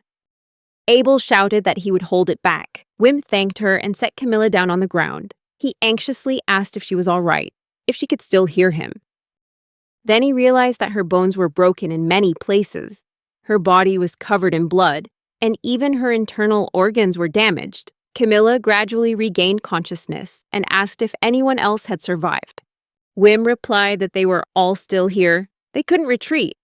He said that no one had to sacrifice their lives yet and hoped they could all return together. But Camilla laughed when she heard that and said he was too young. She added that the young, healthy people should retreat and leave behind those who are injured like her. Wim was frightened when he heard that and said that couldn't be true. Camilla said that if she had his enhancement, she could at least act as a meat shield. But Wim shouted in denial, saying it wasn't true. Camilla saw the other members still fighting and told Wim that she still couldn't give up. She pleaded with Wim for help and declared that she, Camilla, accepted the enhancement from the mage Wim. Wim thought that even mere suspicion was a waste of precious time. It's a waste of Camilla's life. No matter how many teammates have to be sacrificed, the majority of the group will surely perish. He continued to think that at full brown, he didn't fit in with a good group of adventurers. He wasn't the kind of person they considered normal. He vaguely realized that he was someone who deserved to be left out. But Camilla, and everyone in full brown, is someone who needs protection. No matter how many times he dies, he can't atone for his mistakes. These are wonderful people who have accepted you for who you are. They are people worthy of respect. Wim continued to think there was still one last hope and announced on the public broadcast channel, "Everyone, this is Wim," a statement that left everyone bewildered. Wim said he was very sorry and that he would disobey the order. Abel frantically called out his name, while Wim said that this might not be the best option, but it was the best option he could offer. This is the only way you have, so it's okay. You have no other choice. Wim declared that he would halt Lord of the Levels and informed everyone that they should seize the opportunity and retreat. Camilla asked what was happening. Meanwhile, Wim used Hert's stalemate and told her that it was a debuff called Hert's stalemate. He told Camilla that he would defeat the Lord of the Levels, and she remarked that there was finally something good about him. Wim thought there was no turning back and wondered why this was happening. Normally, he despised such unusual actions. He remembered Haida Marie and Camilla's words. They had told him he was free to live life his own way. And now he understood. They had indeed told him that. Then, Wim used Transition Puppet Master and prepared for battle. Camilla called out Wim's name and asked what he was doing. Wim replied that defeating that guy was his mission. As Wim stepped forward, Haida Marie asked if he was coming, and Wim replied with a simple yes. She smiled and told him touchingly that she understood. She added that he had become very bold, but he was still the same, always complaining and suspicious. But Wim interrupted Haida Marie and smiled, saying it was time to say goodbye. Then he bid her farewell. Haida Marie told Wim not to worry, that he had enough strength to win. Wim anxiously told her not to worry too much, that he was just trying to stall for time like last time. He added that this time, the opponent was much stronger than the previous leader of this floor, and he wondered if there was something strange about it. Because his emotions were surging, Haida Marie observed that Wim was trembling slightly and asked if he was scared. Wim replied that perhaps so, since feeling scared is natural when you're gambling with your life. But Haida Marie thought that the emotion Wim was feeling was probably not fear. Then Wim said he would leave now because there was no more time. Haida Marie nodded and told him to be careful. Deep down, Haida Marie thought that he still didn't truly understand himself. She believed she understood him even better than he understood himself. And one day, you will surely understand yourself better than anyone else in the world. When that happens, she wants you to tell her everything. She once said she knew everything about him, but in reality, there were still things she didn't know. While Wim smiled, Haida Marie wondered why he could smile at a time like this. Meanwhile, the tentacles of the floor leader began to regenerate. One team member complained that the tentacles the captain had painstakingly cut off had grown back, while others were angry, feeling they were mocking them once again. Wim realized the water level had risen significantly and quickly moved forward. He understood that they needed to resolve this as quickly as possible because if the water rose any higher, the monster's movements would become even faster. He wondered how he could help everyone in this situation. Standing before the floor leader, Wim raised his head, clenched his fists, and asserted, of course, he would do his best. He told himself that, in his role as a specialized support person, he could strengthen many things, especially parts of the human body. However, the difficulty will vary depending on the part being reinforced. The easiest parts to reinforce are bone and muscle, and most reinforcements are completed in just 1 or 2 treatments. But if you want to go beyond that limit, such as regulating blood flow to deliver oxygen or enhancing heart function, then you'll need to delve into an invisible realm. And that requires strengthening the body's central core. Therefore, very few people can perform this technique. However, there is still one area where reinforcement is completely forbidden, even beyond the heart, and that is the brain. In a flashback, Wim is reading a book and wondering if this is hopeless, given the sparse descriptions of brain reinforcement in the book. Wim read that despite many attempts, no one had truly completed it. He said that the region controlling consciousness could have its processing speed increased if possible. Combat capabilities can be significantly improved, but this comes with an extremely high level of risk. Strengthening someone else's brain is nearly impossible, even for someone with enhanced abilities but weak combat skills. Even if they could strengthen their own brain, it wouldn't offer much practical benefit. Wim wondered if anyone would be willing to risk their life just to try that. He thought back to the scene where Kronos had yelled at him, telling him not to bother, to get out of the way and let him finish things. At that time, Wim could only bow his head in apology and beg for forgiveness. Back in the present, Wim declares that if he wants to gain power, this is the only way left. He uses the transition puppet master skill, which directly affects his brain, causing a flood of memories to rush back. When Wim transformed, he exclaimed, "Yes, that's it!" Wim recounted that brain-enhancing procedures are extremely dangerous, and if not done carefully, users could lose consciousness. In fact, continuing to increase the processing speed of the brain, which is already very fast, can overload it. But what he was actually doing was very simple. He just needed to become acutely aware of his own consciousness. And then, he repeated the process of asking and answering questions to himself. He adjusted his senses and finally set the multiplier just before he felt overwhelmed. A subtle adjustment, not exceeding the limit to avoid losing consciousness, but still reaching the highest limit he could handle. The current multiplier was 1.1 times. This was his limit. The side effects may manifest as brain damage, but it's possible, absolutely possible. He steers himself toward realizing all the hypotheses he's already theorized, in a mind that's been accelerated beyond recognition. That's the transition puppet master.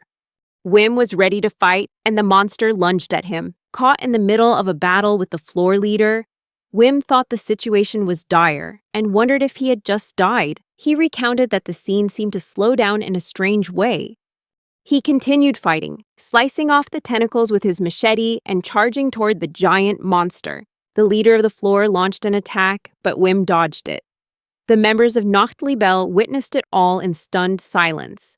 Wim continuously dodged attacks and used his instant enhancement skill with a 20 times multiplier. He was surprised and wondered why everything seemed so slow. He can feel his entire body. He knows the best way to act.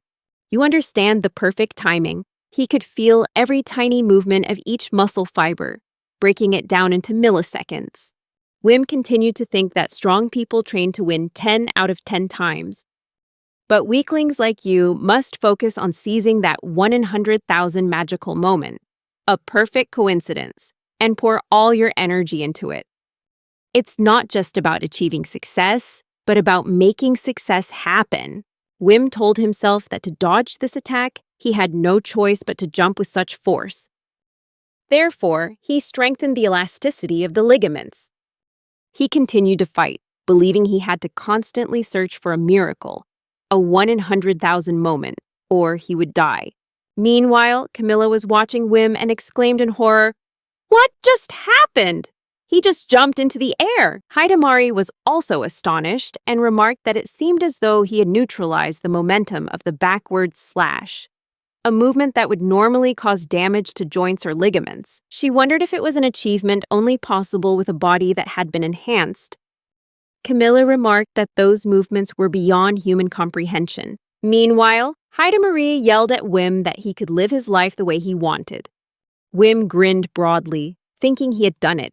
He had overcome an extremely low probability, witnessing countless miracles happening among 1 in a million. He no longer fully understood everything, but he still knew that it wasn't enough. He would still die if he made a mistake in judgment, even if it was only a tenth of a second. In that instant, he would be struck by the tentacles and his bones would be broken. However, speed was his ally at this moment. He wondered what to do next, but was surprised to see the floor leader creating a magic circle. Wim was shocked and wondered if it was magic. Wim dodged the attack from the leader of the floor and realized that the monster was also using its own tentacles to attack. It attacked again, making Wim wonder if it would even give him a second's rest. However, Wim continued to dodge and smirk maliciously, thinking that he would avoid them all at all costs. Wim was battling Floormaster, while the other members stood frozen in astonishment. One member asked how he did it, and another wondered what it was. Abel recounted that it was difficult for all of them to comprehend what was happening before their eyes. He called out Wim's name, the only one currently facing one of the most powerful creatures of the lordly class. With each passing millisecond, a high-speed battle was unfolding. The leader of the airspace relentlessly launched attacks towards Wim, but he dodged them all spectacularly, and the blows landed on the monsters standing behind him. Wim charged straight towards the floor leader, thinking to himself that this monster could even jump, moving by using water pressure. And at that very moment, its enormous body gently floated in the air.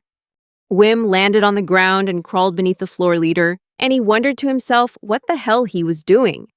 He even felt a disconnect between his own consciousness and his own reason. In the blink of an eye, he performed a series of actions, all happening at a speed far exceeding normal limits. Wim leaped out of the water, thinking that if he didn't get out before the floor leader landed, he would be crushed the moment he hit the ground. He continued to fight, with a probability of 1 in tens of thousands, and thought that standing on the brink of death meant he wasn't dead yet. He watched the floor boss and thought it was strange. He had torn his own body apart from the inside, but he hadn't yet reached the internal organs. But when Wim saw a dark figure appear, he exclaimed that it was impossible. Time was running out, he had to retreat. Wim was still fighting the floor leader and thinking to himself that it was unbelievable. Everything was happening exactly as he had imagined. Everything that came to mind, he was able to do instantly. As he landed, Wim felt as if his body was on fire, yet his mind was incredibly calm.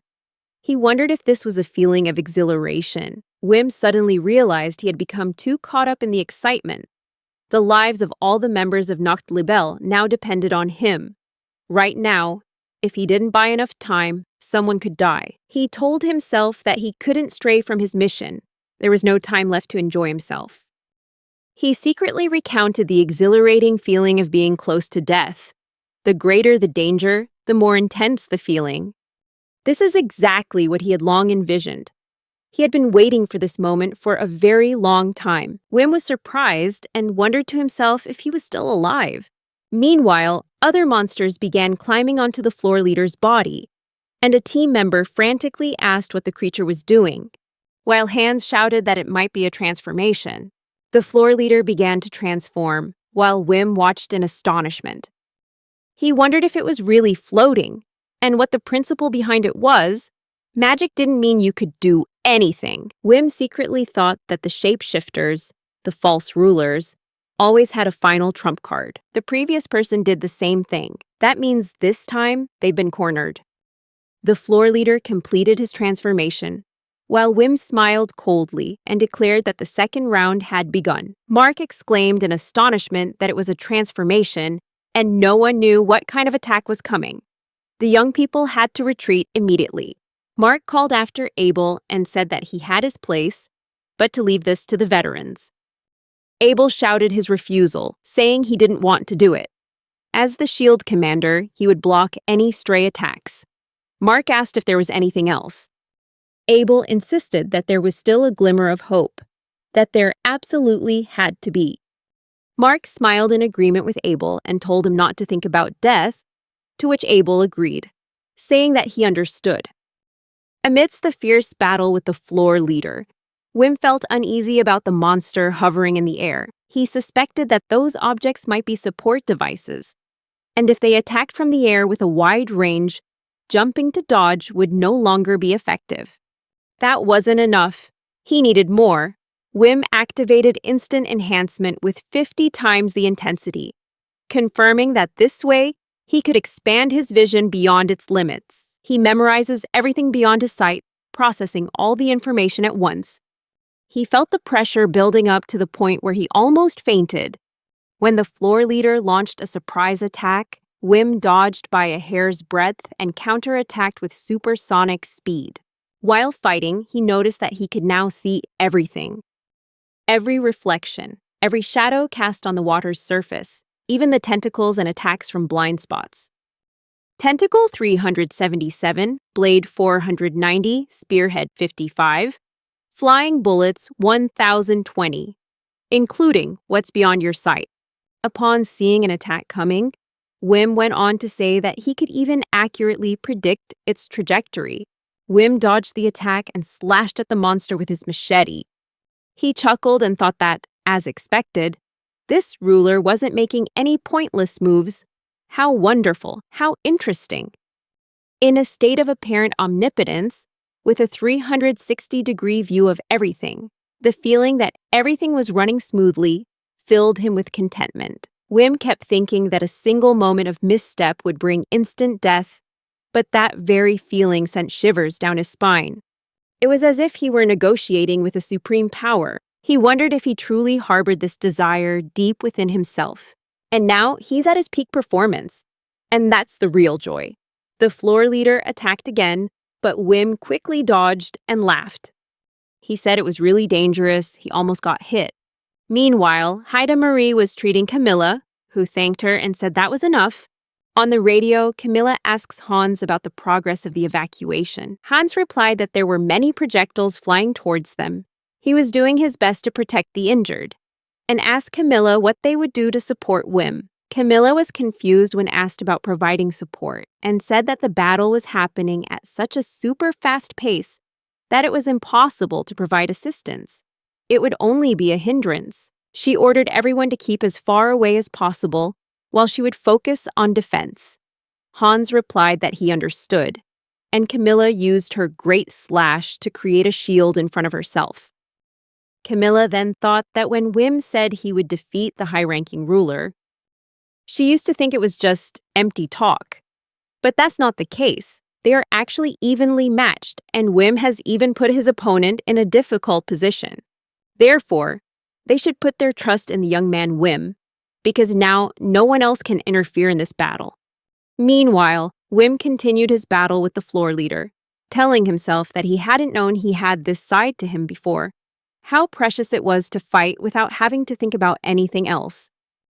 He could only defend against its attacks, but he couldn't yet attack its actual body. This will be a war of attrition if it continues like this. Wim told himself he needed to think and said that there was something suspicious about that black mist, something solid within it. A shell. That must be the monster's weak point, perhaps its core or internal organs. If you can break through that shell, you will win. But when Wim discovered a path leading to the creature, he was astonished to realize it was the shortest route to reaching the supreme ruler. He wondered how he had arrived at this conclusion, as he himself didn't understand how the calculation had worked. It must have been a series of inspirations, a series of parallel events overlapping in probability, and a suitable solution that actually came into existence. If you follow this path, you can end the match quickly. as long as you don't make any mistakes. And now that I think about it, maybe he's always been trembling like this. Wim realized that this was his intuition for victory, a path charted among millions of miraculous possibilities. Even though there was a 99.9% chance of him dying, he was now certain he could do it. It looks like a reckless, suicidal act, but if this is the feeling it gives, then it's worth it. Wim continued fighting the monster, while the floor boss unleashed a barrage of attacks aimed at him. While Hans watched and wondered if Wim would disappear while suspended in mid-air, Wim wondered if the rain had stopped, but quickly realized that was because he had jumped above the clouds. As he began to fall from a great height, Wim exclaimed that it was amazing to be so close, and that he would use this momentum to accelerate to maximum speed.